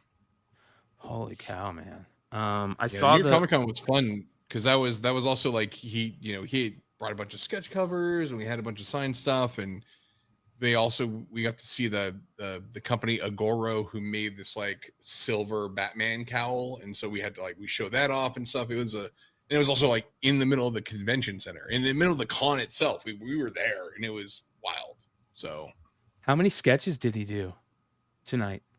6, I think. Wow, dude! And it was all for charity. Yeah, portion went to charity. Or 5 sketches. 5 sketches. 5 sketches. So we have I'll show them here. Damn, dude! Hold on, let me get you on the solo. Wow! So the Swamp Thing. I mean, the detail is just incredible. So good. He's like, and the best part he's like, yeah, Swamp Thing's a good like warm up. And I'm like, this is a warm up, bro. Come on, crazy. And then this one, holy smokes! Oh wow, that's amazing. So this was a treat because he's like, do you have any artistic ability? I'm like, absolutely not, dude. Like, what are you talking about? He's like, well, you're gonna help me. I'm like, wait, well, what? And so as he's drawing these, he left like these spots here on the cowl open, and he said he put like a little dot. He's like, boop, boop, boop, boop. He's like, fill in where the dots are with ink. And so he hands me he takes the cap of a Fiji water bottle here. He like filled it up with ink, gave me a brush, and said, go ahead and start filling this in. And he's like, don't worry, like I'll fix anything that gets weird. I'm like, okay. And so like I filled in the blacks on that. That's which was awesome, crazy. Dude. This is the first Sean Kirkman book. Coloring. Make sure we put this on the list. Careful. Yeah, this goes. Yeah. It's not a book. These are actually. So he was in a rush to get out today, so he didn't bring sketch covers. This is on a comic board. This is on a comic board. Oh wow, yeah, that's great. These are on backing boards. Oh man, wow. Because my new studio is set up and I don't have like stuff in here. I have stuff, but I'm not stuff, so I didn't have any blank covers or anything like that he could do. So he's like, give me backing boards, and so he was like this paper towel to like dab and make it, dude. Oh, so we cool. watched the Joker one. It was so good. Superman. Damn, so good. Look at that. Joker. Oh, that's sick. Joker's so sick. I'm sorry I have my post notes on here. And then Christine Blaze, dude, from Divine Right.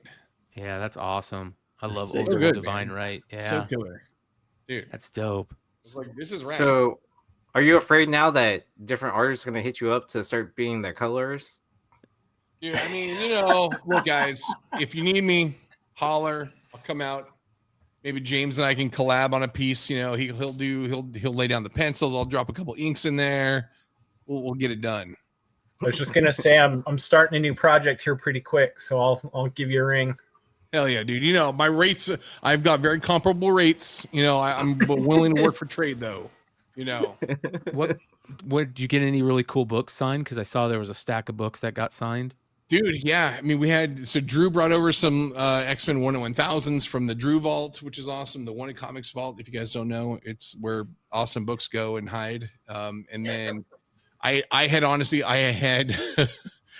when I found out about that we locked this in, I went on eBay and I just started just buying books. I was like, boom, boom, boom, boom, boom. And I have a lot of stuff in storage, but I'm like, I don't know where it is in the vault and like in the warehouse. So like, I was like, I don't have time to think. I had Vegas show, getting back, no time. So I went and grabbed, I ordered I have like 5 or 6 Invincible number 51s, the Jim Lee cover, a bunch of Hush stuff, a bunch of other and then X-Men stuff.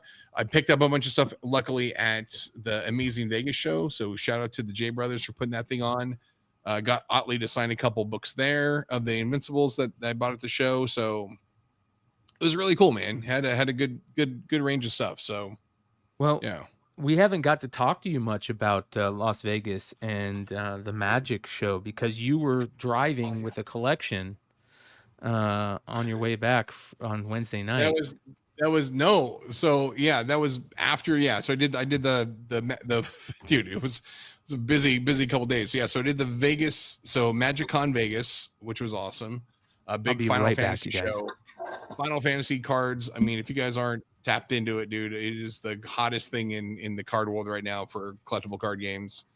That show was great. Someone had a Ancestral MTG had the number 1 out of 77 of the gold Chocobo card, which is like, I assume it's probably going to go for almost 6 figures. Jesus, crazy. Yeah. They're the person insane. That bought it, they're doing some kind of crazy giveaway with that too, aren't they? Are they really? Not the one of, but they're giving away other. I'm sure. Yeah, Ancestral's awesome. Those guys have the craziest stuff. Like they're so good. Did that.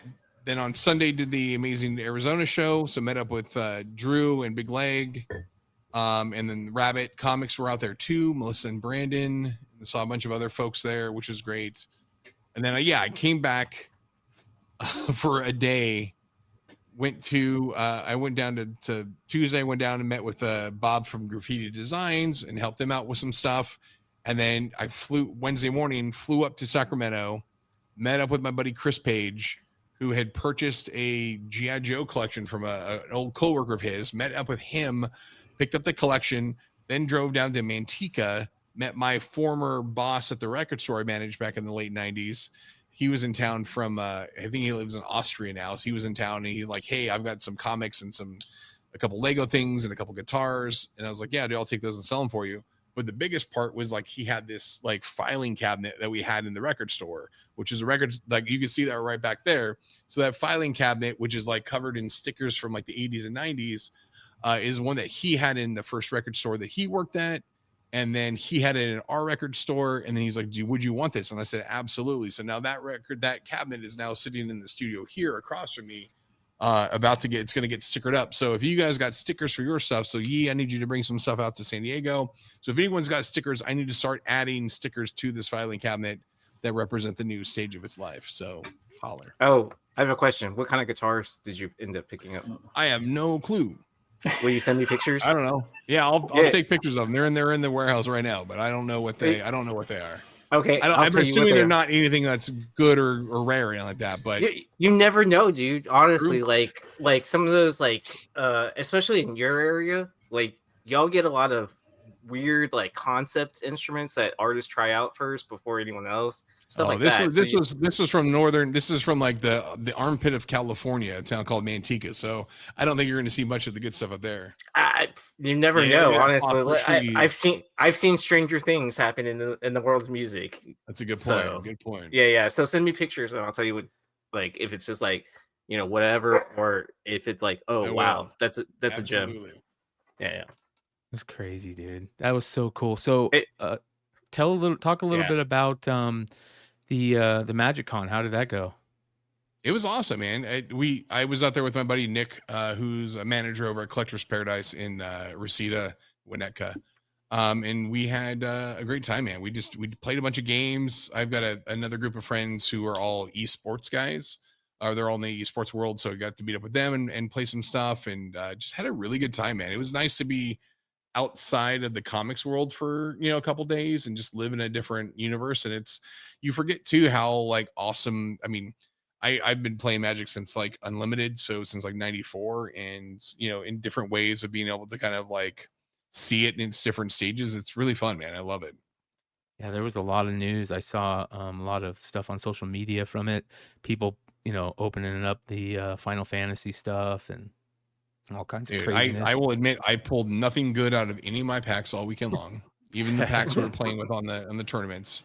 But saw some people pull some really cool stuff, like some of these like surge foils that are different effects in there, man. They are like, they're selling for $4,000 a card right now. It's this stuff's crazy. Like I'm sitting on a couple of the collector boxes and I'm like, I'm just not gonna open them. I want to, but it's like, do I want to open a fucking $1,200 box right now? Like, not really, like, because those things they will probably, when they came out, they were, $400, and now they were $700 going into the weekend. At the show, they jumped up and they were selling for $1,000, and by Sunday they were selling for $1,300 a box.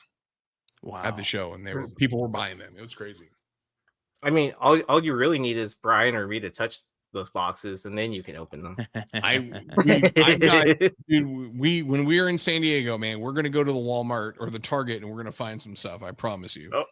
That's what Bryan and I we have our Walmart picked out to stop at on the way to San Diego, and we're gonna buy a bunch of products. But pull the trigger. Let us know I'll chip in. Yeah, let us know what's come out for the last year or two or whatever, because they had incredibly old stuff in there too, still like shelves, like all kinds of stuff. So, I mean, I'm sure Pokemon's cleared out, but yeah, if there's certain Magic stuff, we should be on the lookout. Absolutely. Oh, actually, Joe is on. So Jim signed my. I have two big play mats here that I got done from Gamer Mats, and let's see if I can show it to you guys. So now you're gonna get a comic creator. Oh, that's like sick. play mat. Wow. I don't know if is it flipped upside down? Yeah, but you can still see it. Yeah, sick. It still doesn't matter. It's still cool. Yeah, so he signed that for me, which is awesome. I mean, but Batman's one of those characters that can be upside down or right side up. He can be. He's hanging from the roof. I asked him, like, hey, would you mind? Because I was like, look, if he's going to be the first one here, would you mind signing it, whatever? And I didn't expect him to do a sketch, so that's really awesome. So now I have to. This will be the piece. So let's have it. People. I feel like I didn't realize your studio was going to be such a big piece. Like I'm waiting for Dave Mustaine to come in next and just start. It have to be comic guys. We can just start running through like Bruce Dickinson, whoever you want to have come through there. I would love it's to, like, man. Let me try out these guitars for you. Yeah. In the studio, it has a lot of work to it. I tried to cram and put a lot of stuff together, and it's this whole thing behind me has a lot of work to do, but maybe by San Diego, I'll be able to kind of put some more time in here, but there's so much work to do before San Diego, man. And if you guys my advice is to take all the Dodger stuff you have, find the biggest match in gasoline you have, burn it all, and then replace it with Mets.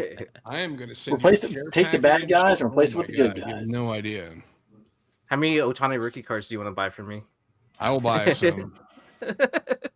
So funny part, Anna does. Hey, can you go look in the fridge? I walk in this morning, I open it up, and there are these two Otani like their drinks, like she got in like K-Town, and I was like, motherfucker! I just closed it, and she does. That's hilarious. And she does. No, those are for me. Did you not look on the door? Transformer. Oh, those are sweet. Where are those from? Yeah. She got them down in I guess K-Town. Yesterday. Oh, did she go to the H Mart? Yeah, I think they're like she's like I think they're maybe Sprite. They say sparkling water, but I was like. Oh, she said they look great, and she said they're 4 Optimus Prime cans. I just want to get rid of that Otani thing at the end. Awesome. The Dodgers. That's funny, dude. That's really. I also today we can't share with the general viewership yet, but we got in some really cool stuff. The first of the San Diego Comic-Con orders have arrived, and Wednesday we are going to show, and woo boy. Yeah. So for everybody watching, how many people are watching right now? Let's see here. We've got 160 people watching right now. So I'm going to say this. If you guys only watch on Saturday nights, or if you maybe don't catch all the other shows, this coming week, you do not want to miss Wednesday night. Like Clutch said, we have the first unveiling of the San Diego books. And for a select few of the people in the live chat, we're going to drop a link and reward the people in the live chat with a chance to get these before. I'm sure they're going to sell out in San Diego. We're going to do some live sales in San Diego, and then they're going to be available at the booth. But my suggestion is, if you're a G.I. Joe fan, oh motherfucker, you need to look out for the link on Wednesday night. I'm a James. I'm in live chat. I'm going to show you. I'll show you guys the back, just because. Oh, such a tease. The logo's on there. Then you got to show a front corner, like a corner. Oh, I did want to show you boys this. So, because Brian, I know you love Nemesis Enforcer. Oh wow! I bought these parts on eBay. Whoa! So they gave them the right wings. Take the old shit wings off, and then look at the swords, the wrist blades. Oh my god! Look how good those look. It looks those like clip on. Yeah. So it's like is it just 3D printed or something? Yeah. So they should clip on. One did not. This did not fit in the back, so I hot glued it in because that was. I mean, yeah. Who cares? Beggars can be choosers. It is what it is. It looks great when you're looking at them. It does look great. But I mean, like it feels like exactly what you expect. That's cool. Nemesis Enforcer for this figure, what it should look like. Yep. That was the worst thing that they ever did in G.I. Joe, man. Put those crappy wings on Nemesis Enforcer, the coolest Joe in the whole cartoon. Okay. Hey, I tell you what. I got it. Here it is. Stan, put this on him. Here you go. Great idea. It's like they had a Carl. Great idea. Line. Yes, that's exactly That's exactly what it is. I guarantee that's probably from another Hasbro line. They just took it, repainted it. Put the peg on there, and you're good. Yeah, for sure. All right, there was a couple other things. Speaking of San Diego, hold on here. San Diego is coming up quickly. San Diego is going to be nuts for a lot of us, which is going to be cool. Nate, are you going for like a day or two? So I was going to catch up. There's something kind of going on. I'll tell you guys. All right. Oh, okay. After the show. My bad. Yeah. Okay, so this, I think last year, right? They did the Ohtani Dodgers McFarlane toy, right? Am I not mistaken? Or was that at WonderCon that they did? That was the WonderCon. Yeah. WonderCon. Yeah. Okay. So this year at San Diego, look at this Tatis. Oh man, trash. I just don't like the City Connects, but I'm all about Tatis. I love those colors. So do I. They're so good. Oh, so good. Oh, give me what colors do they usually have? Like yellow and green and brown and stuff. Like, give me those. Like the old trash can jerseys. So somebody needs to 3D print a bat, the City Connect color bat that Tatis has too. You know what I mean? Oh, Throw that that'd be in there. tight. Yeah. Well, last year they had the San Diego Comic-Con baseball jerseys that were like the City Connect colors too. Yeah. As well. Yeah. So that was pretty cool looking. But San Diego's gonna be crazy. Usually wear fuchsia and sky blue very often. Yeah. Do you realize the thing is with Tatis, like if he hadn't busted or done the steroids or whatever it was, do you realize how much his cards be worth now? Because like ever since then, I cry myself every night to sleep with my cards. he's kind of dead to the hobby. I think he's killing it right now, though. He's playing really well. He's awesome. He's great. I feel like he's one of those players that he has to prove himself for like 5 years or whatever. Yeah. Before like people like kind of forgive and forget. Did you guys see the new ultraviolet cards in Topps Chrome? Mm-hmm. They look kind of weird. They look awesome. Like, you like you think they look awesome? Dude, they look like 1970s psychedelic posters. Hell yeah, they look awesome. I mean, I like that part, but like the little sketch head part, like it kind of looks like a meme card. You know what I mean? Like those meme faces. Like, yeah, it's the only problem I kind of have. With Yeah, it. the If they took sketch out is a that little little headshot. off. Yeah, if they took out that headshot part and just added more to the psychedelic stuff, I would like it. I think they're dope, but the I mean, sketch is a they, little bit they off. did pick up good color schemes for it. Mhm. I will say that. Oh, I would agree with that, Yee. That's a why good Knight one. buys all these cards, is for the colors. Exactly. That one's good right there. I love that. Oh, the out of 10 black. Yeah. I mean, that's my favorite in Chrome now. Yeah, by far. So, Like, see. I almost rather have an out of 10 black in Chrome than a Superfractor, to be honest. Really? I just like that border better. Do you like guys the Superfractors are too picky on? Do you guys remember the hitting down. story where we've talked over the years about how like there's certain cards that are missing that nobody knows where they are? Shout out to Corventus for subbing. The Steph Curry. We talked about that one. Yep, yep. Yeah. Like the Luka 1/1. Luka, yeah. Well, one of the ones that I remember hearing about a lot is the 1/1 LeBron James logo man from his rookie year, I believe. Yeah, 2004. Just So- first card the investor upper found it deck. magically under It's- his ass. Exquisite, right? So check this out.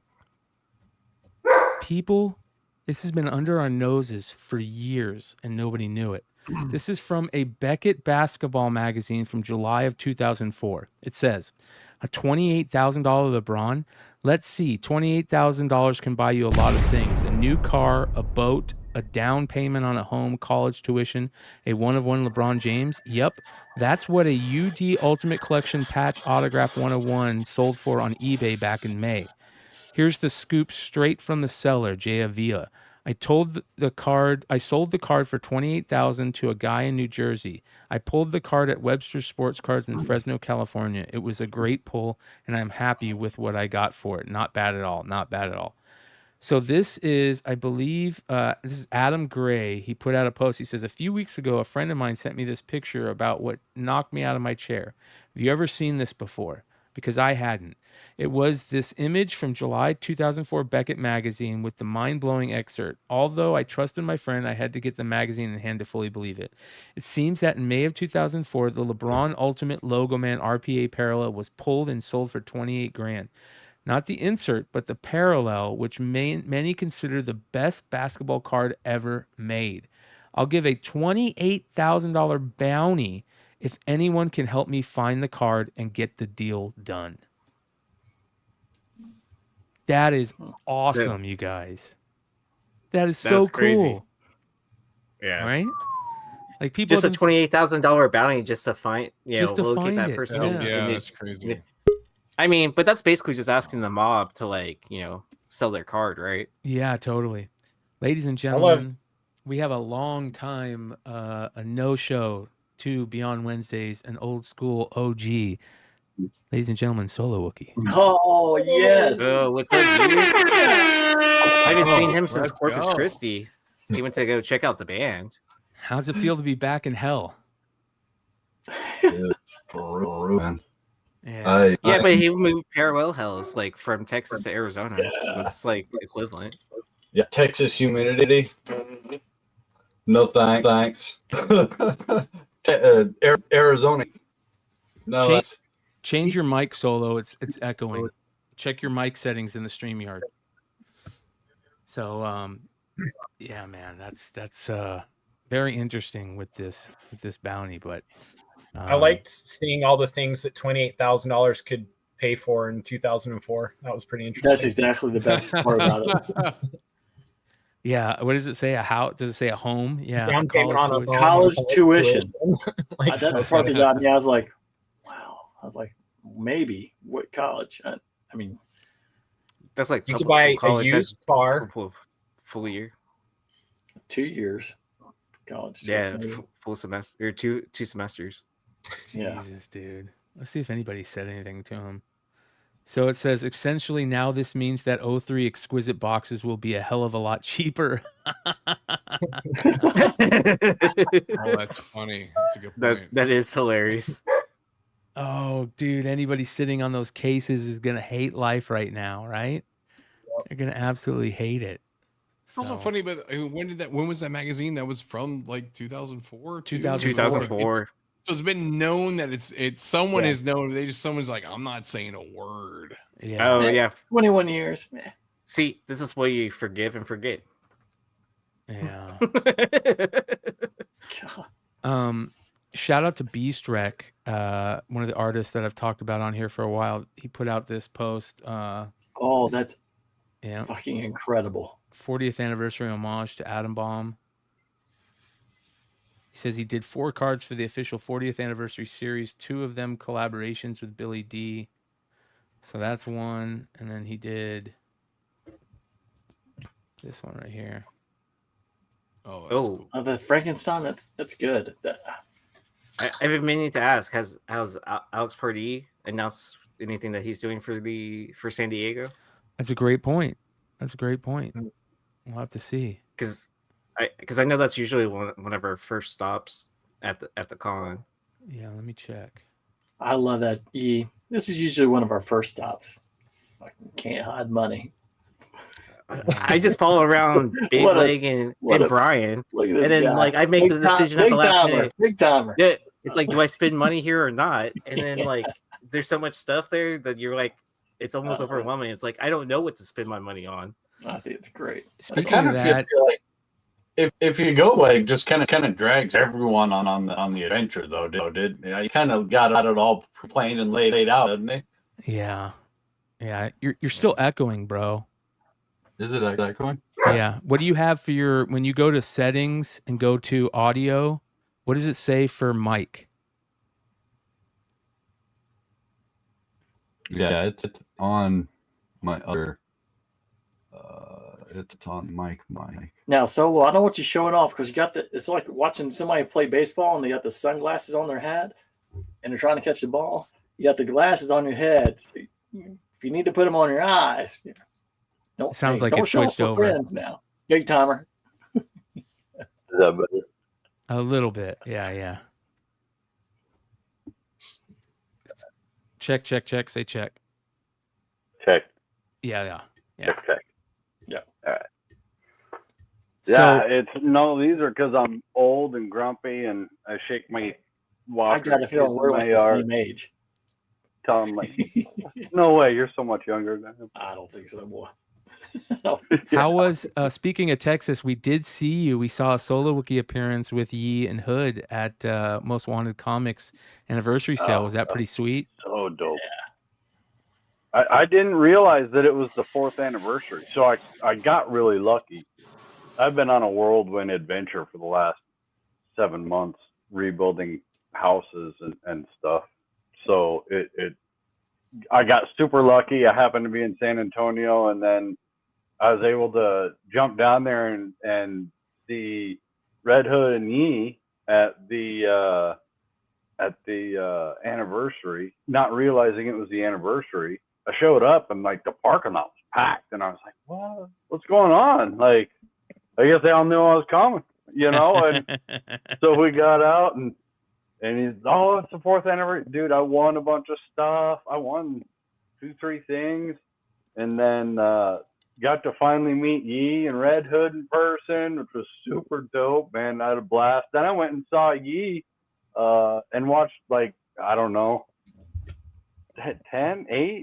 8, I think, of the bands that night. I think I missed, I don't know, 4 or 5 maybe. There was like 18 bands playing that night, and Yi was one of them. So I went and hung out and watched Yi, the thrash metal concert all night. It was great, dude. Yeah, the doors opened like at 1 o'clock, I think, for that concert, and then it went on until like midnight.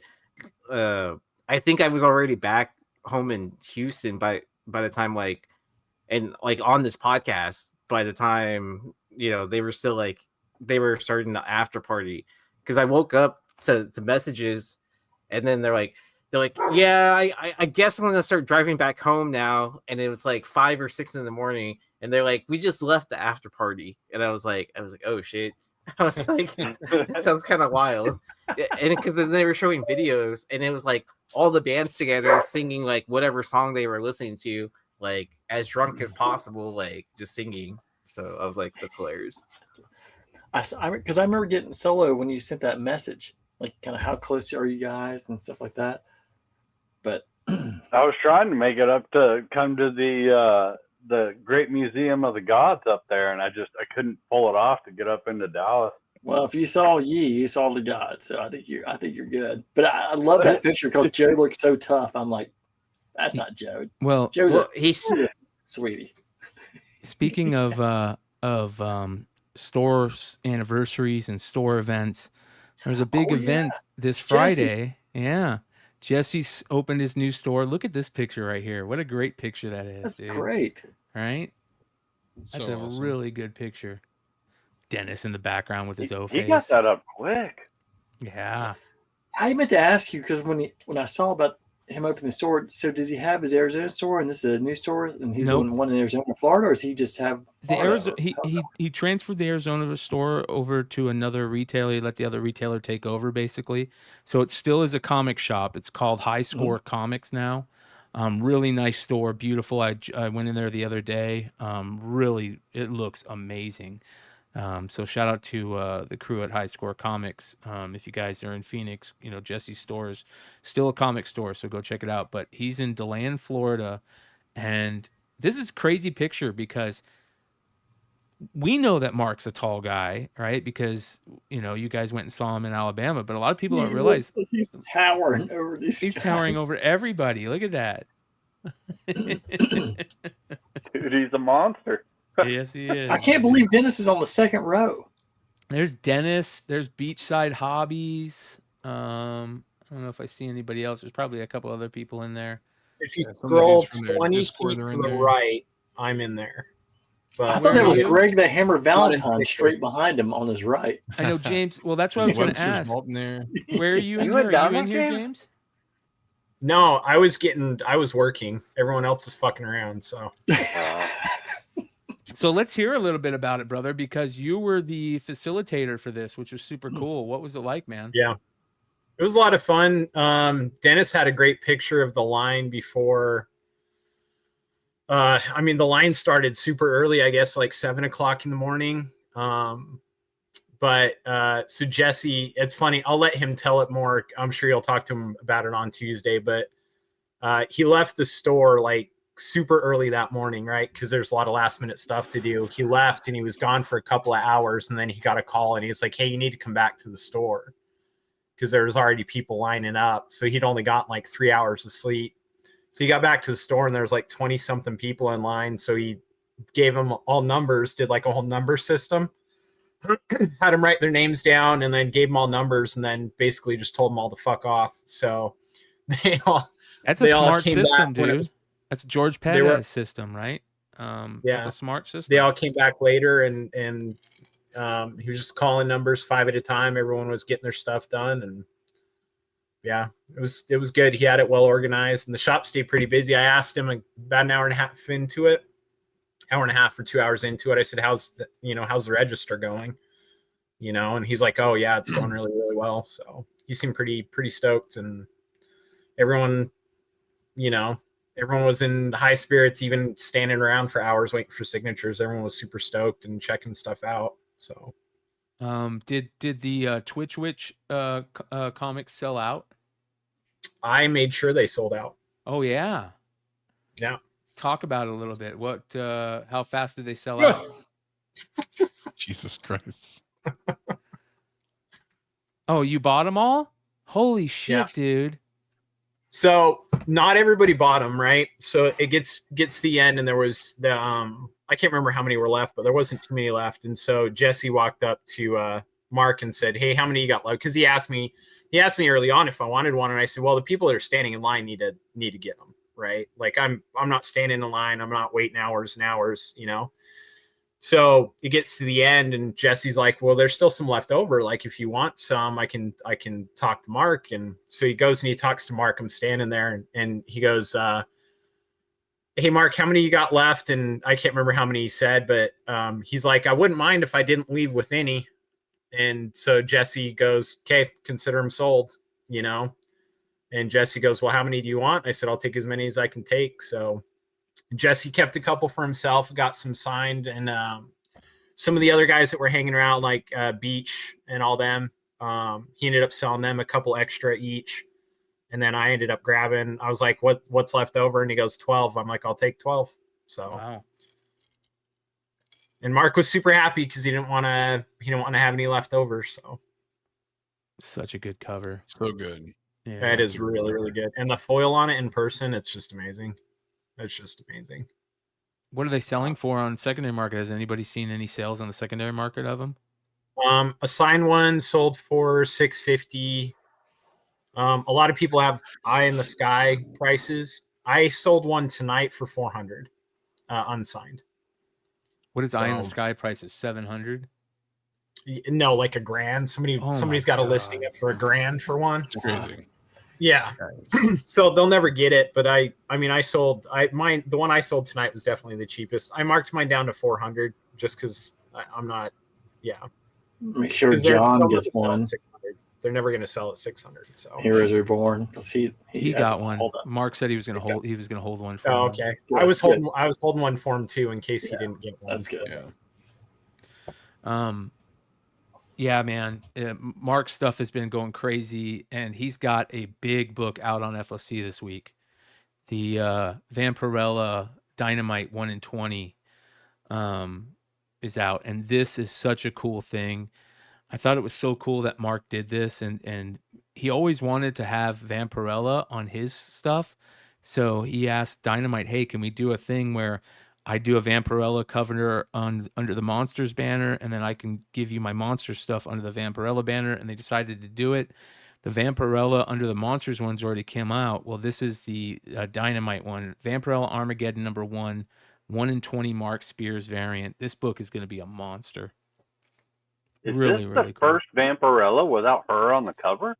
I doubt it, but that's a great question. That's a great question.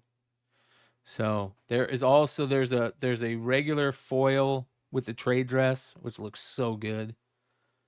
Look how, those characters look so dope. Looks so dope. I love his Dracula. His Dracula is one of my favorite characters that he draws. Mm-hmm. So that's out. There was a couple other really interesting books on F.O.C. this week. We'll run through them really quickly. We're almost done with the show here tonight, you guys. A bunch of Absolute books. There's another freaking Akira cover homage. I think the 10th one. Batman 161 is coming out. More of the Hush stuff. Did you talk much about the new Hush series with Jim Clutch?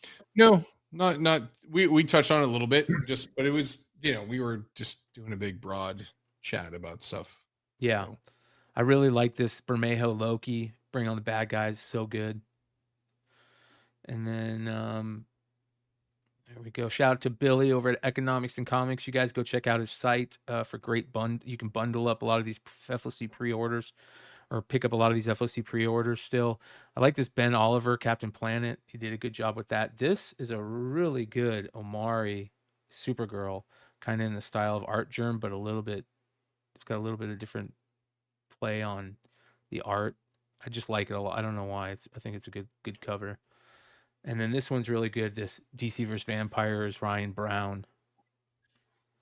For all you apes collectors, there's a lot of people out there collect ape books. A lot of people are talking about this book right here, the California Love One Shot. I want to actually, let's go take. I'm spacing out. I apologize, you guys. Let's go take a first look at our boy Lefteros. So this is the book that we talked about on Wednesday night. I couldn't wait till Saturday night to talk about it because She's going to be on with us Wednesday night, you guys. Suspiria is coming back to be on Wednesdays, and we're going to have to talk to her about this because her Something is Killing the Children cover is probably one of the best Something is Killing the Children covers ever made, and we'll talk about it. Exquisite Corpses number 3. You got the third polybag variant covered by Michael Walsh with the cards, the trading cards. Godzilla Escape from the Dead Zone. So ongoing series set in new Godzilla shared universe, which is interesting. That's kind of weird. Yeah. Look at this cover. Oof. Damn. Look at those eyes. I mean, that is one of the best covers. So this is the Something is Killing Children number 43 Suspiria Virgin Foil. I hope the foil is just knock your socks off out of this part good, because this is cover of the year category right here. Absolutely beautiful. I remember she put it up on her Instagram, and we were backstage. I think it was me, Clutch, Leg, and I'm like, I had to show. I was like, you guys, look at this. This is probably her best cover that she's put out yet. Yet, you guys, yet. Superman number 28. You get your first cover appearance of Darkseid's Legion and Dan Mora. We're going to talk about Dan Mora before we end the show, you guys. Don't worry. And then Ultimate Spider-Man number 19. First appearance of the Earth 6160 Mr. Negative. Cool character. Ultimates 14. First appearance of the Earth 6160 Quicksilver and Scarlet Witch. And then Werewolf by Night Blood Moon Rise number 1, Werewolf by Night cover depiction by Ian Joyner. And that is the Leftero / cover price F.O.C. checkout. Let's get back to Billy's list. Really good Nakayama second printing White Queen. There's the Exquisite Corpses. I really like this cover right here. Creepy looking. Oh, Nick says what's up in the chat. Shout out to Nick. Nick, I'll hit you up after the show sometime to see if you're still up, if you're up late. Farrell, there's a really good 1 in 25 facsimile. I really like this Geiger. Farrell, part 15. You've got the movie cover.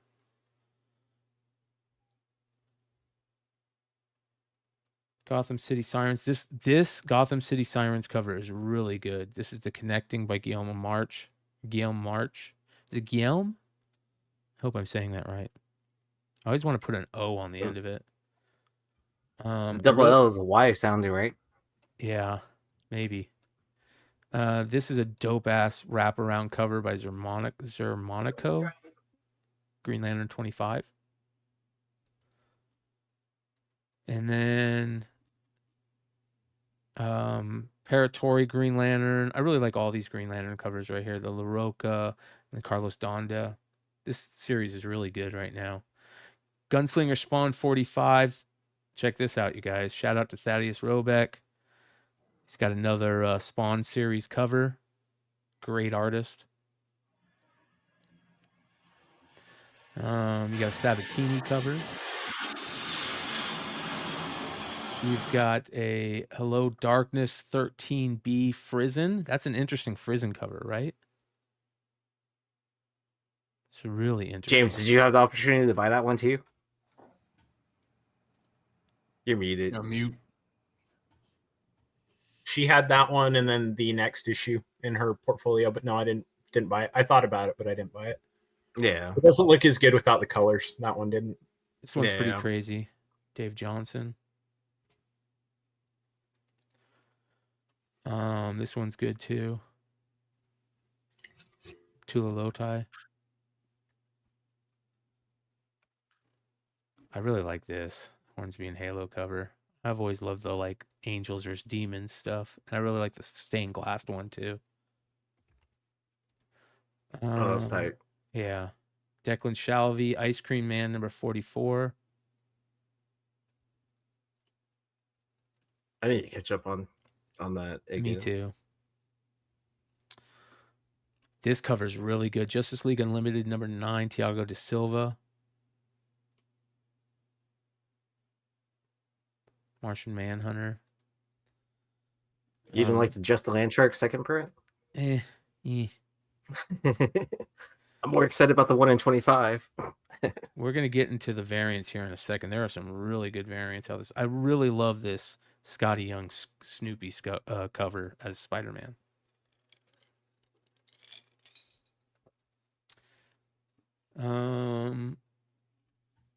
Tula Lote did a Mighty Morphin Power Rangers.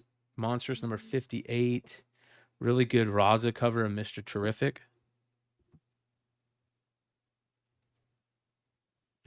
Really good Frank Cho Black Canary. I love this Scott Koblish cover right here, the DC History of the DC Universe. Number 2. Pinup Apocalypse has a monster we're going to talk about in a second. Like this Predator cover right here by Dan Panosian. He's freaking amazing. I love how he's stuck in the web. I know. Dan Panosian's like next level. He is. If Hood was here, he would love this. He would. Absolutely. Speaking of Mark Silver Spears, Hawks.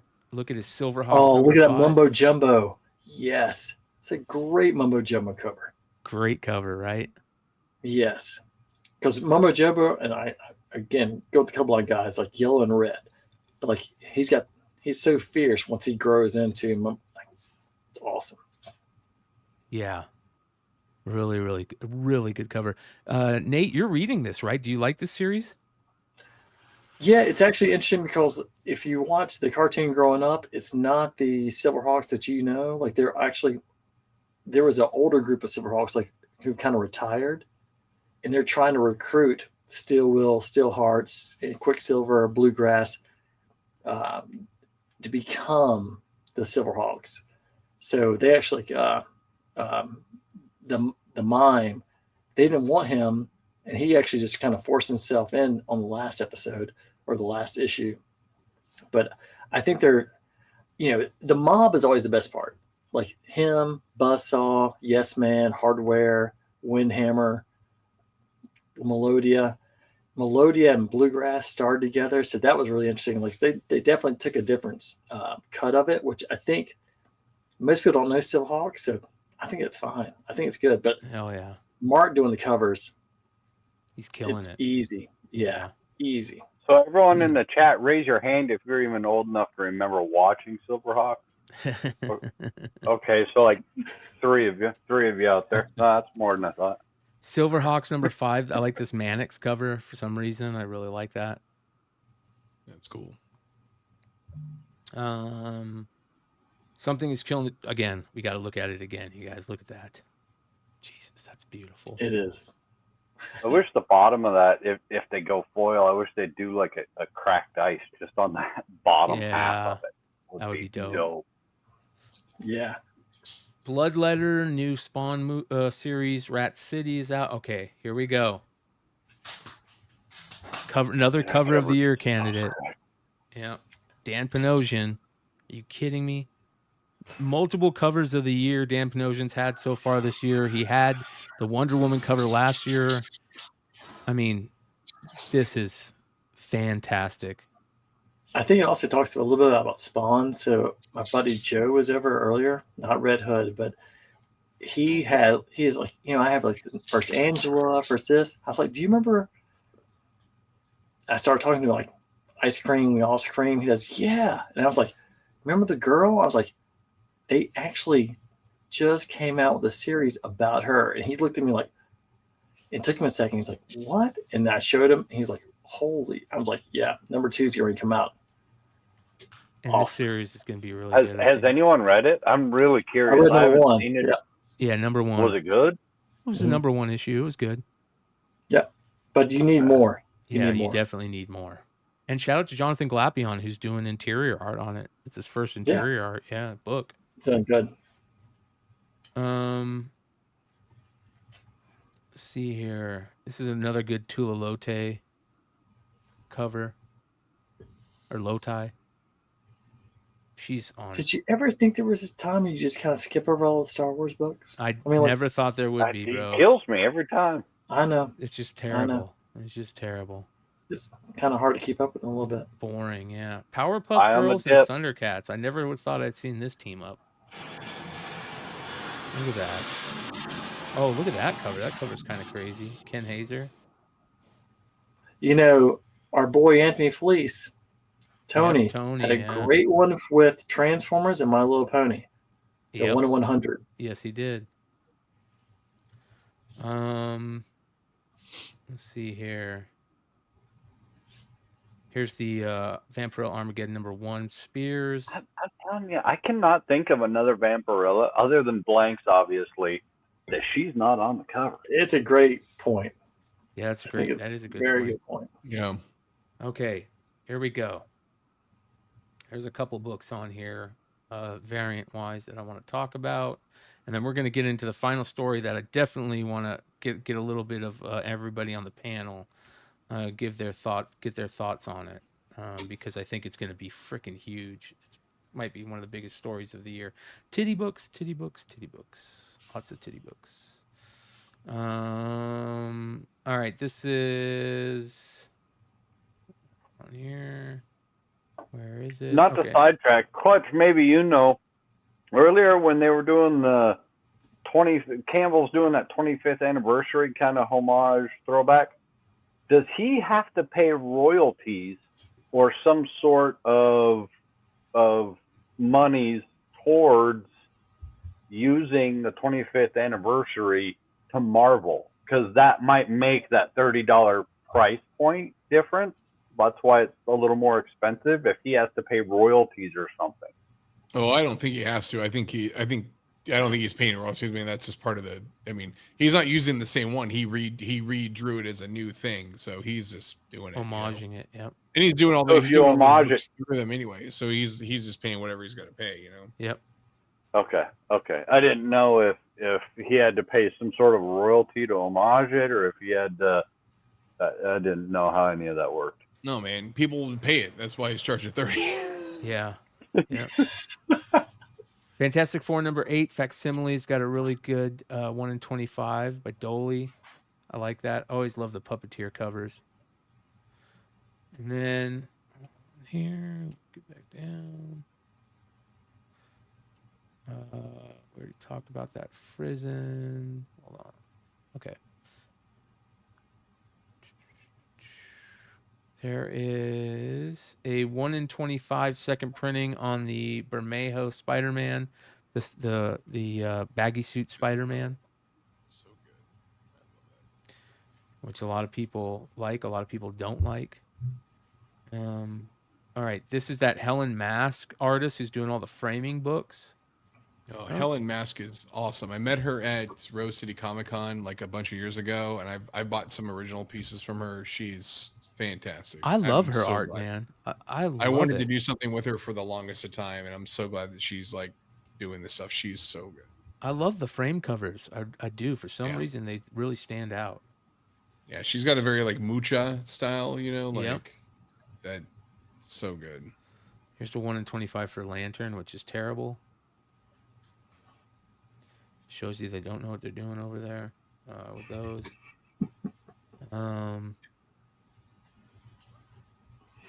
There is a... Okay, look at this cover. Mike Skinner. You guys know I love Mike Skinner art. Look at that. It's called The Jungle #1. Continuing Saga of the Humans. Mike... Yeah. Crazy cover. Just don't feed the monkeys, especially your mushrooms. These Lilith #5s. I like the 1 in 20 without. I just like the all red background. That's really cool. And then I like the boxing gloves. Yeah, the boxing gloves. Yeah. Just there's that one. accentuates it. Yeah, that's cool. There is a Ninja Turtles. Mighty Morphin Power Rangers #1, 1 in 200. Yeah, that's going to be a tough book. I'll bet it was not ordered in abundance either. Probably not now. I remember reading the first one. It was really good. Yeah. I didn't know anything about the Power Rangers, but I thought it was really a lot of fun. The first series was great, but now that they're on series 3, it kind of died off, I feel like. Because they had no idea who the Turtles were, and they had no idea. Sveta Shubina, Pinapocalypse 1 in 25. Monster book. Here's another $120 book right out the gate. We already got our zombie Roxy. Now we're getting our zombie Foxy. So it's going to be a big book. And is there anything else that's really crazy? There's a 1 in 15 Bjorn Barons. That's pretty good. For Red Sonja Army of Darkness. I just love Bjorn Barons' art. Wow. Yeah. Looks like a movie. It does. I mean, it's that clear. There's some Mark Spears stuff. 6-Gun Battle for the Six is coming out.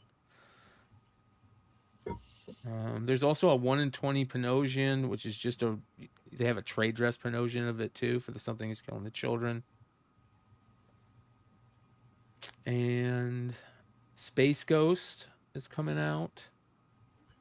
I like this 1 in 15 Ben Oliver Space Ghost right here. Oh, that's a really, really good looking book. Yeah. This Mark Spears 1 in 20 for it.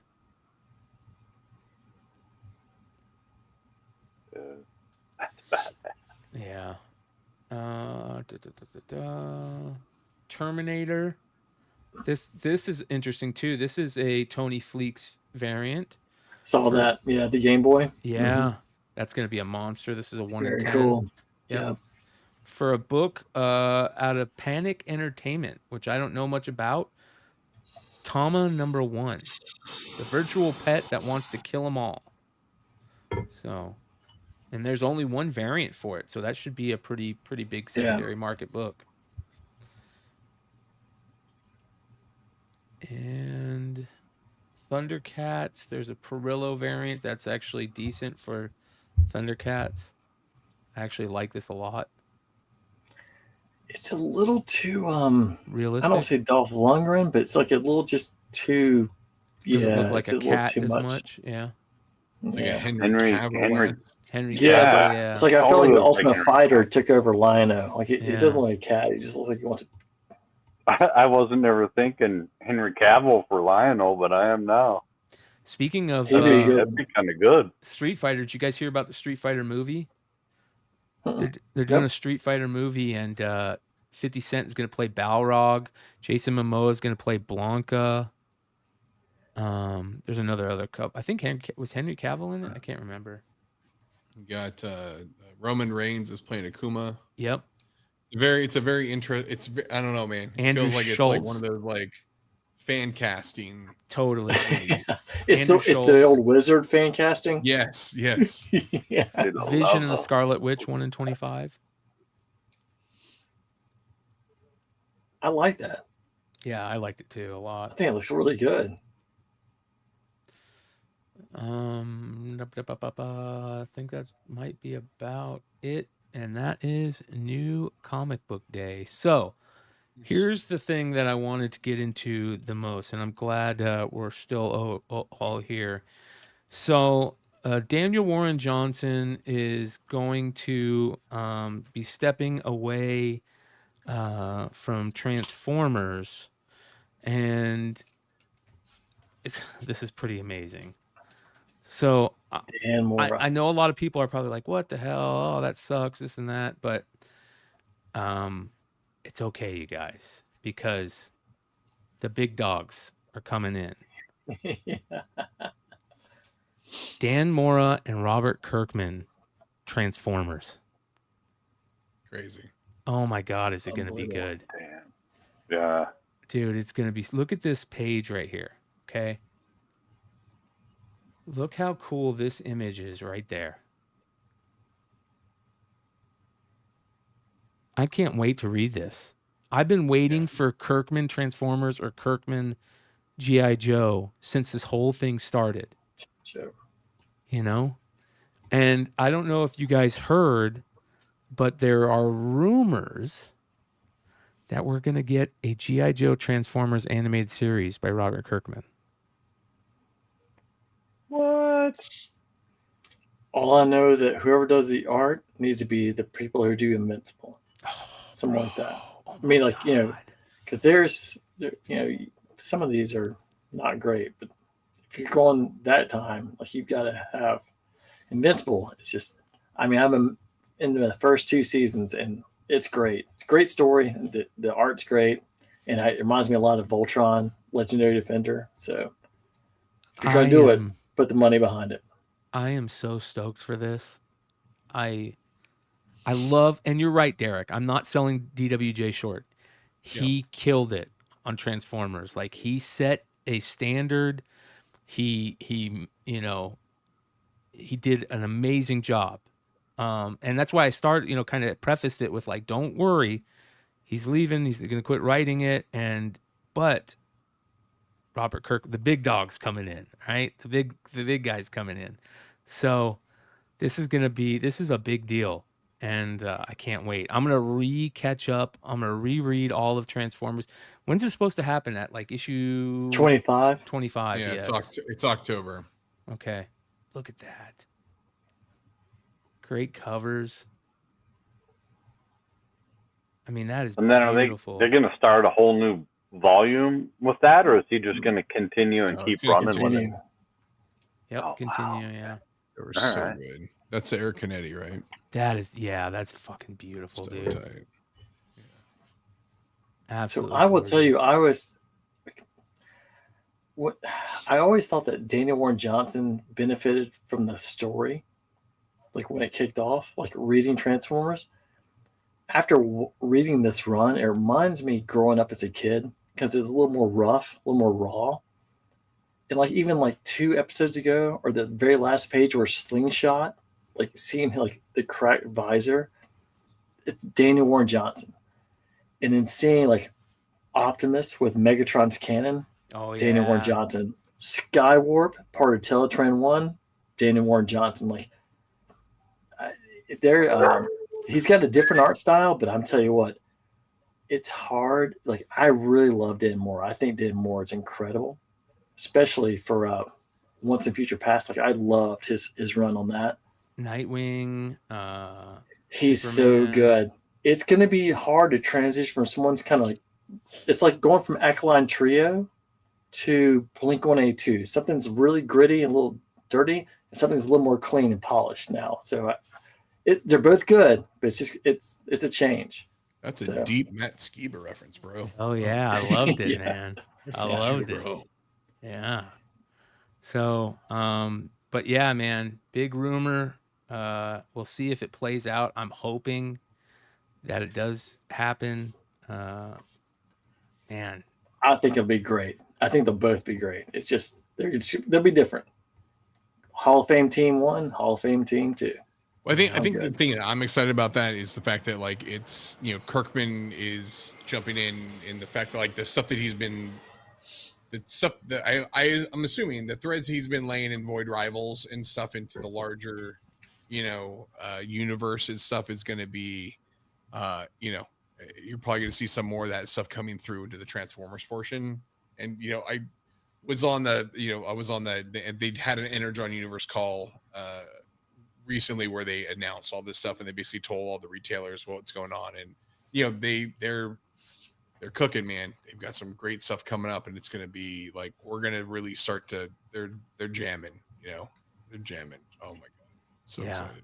In a major way. So, I'm really looking forward to all that stuff. They've just, I'll say it again. I said it before. I truly think that Image, Skybound, Ghost Machine, like the Image imprints and Image themselves have really put comics on their back in the last year and a half, 2 years.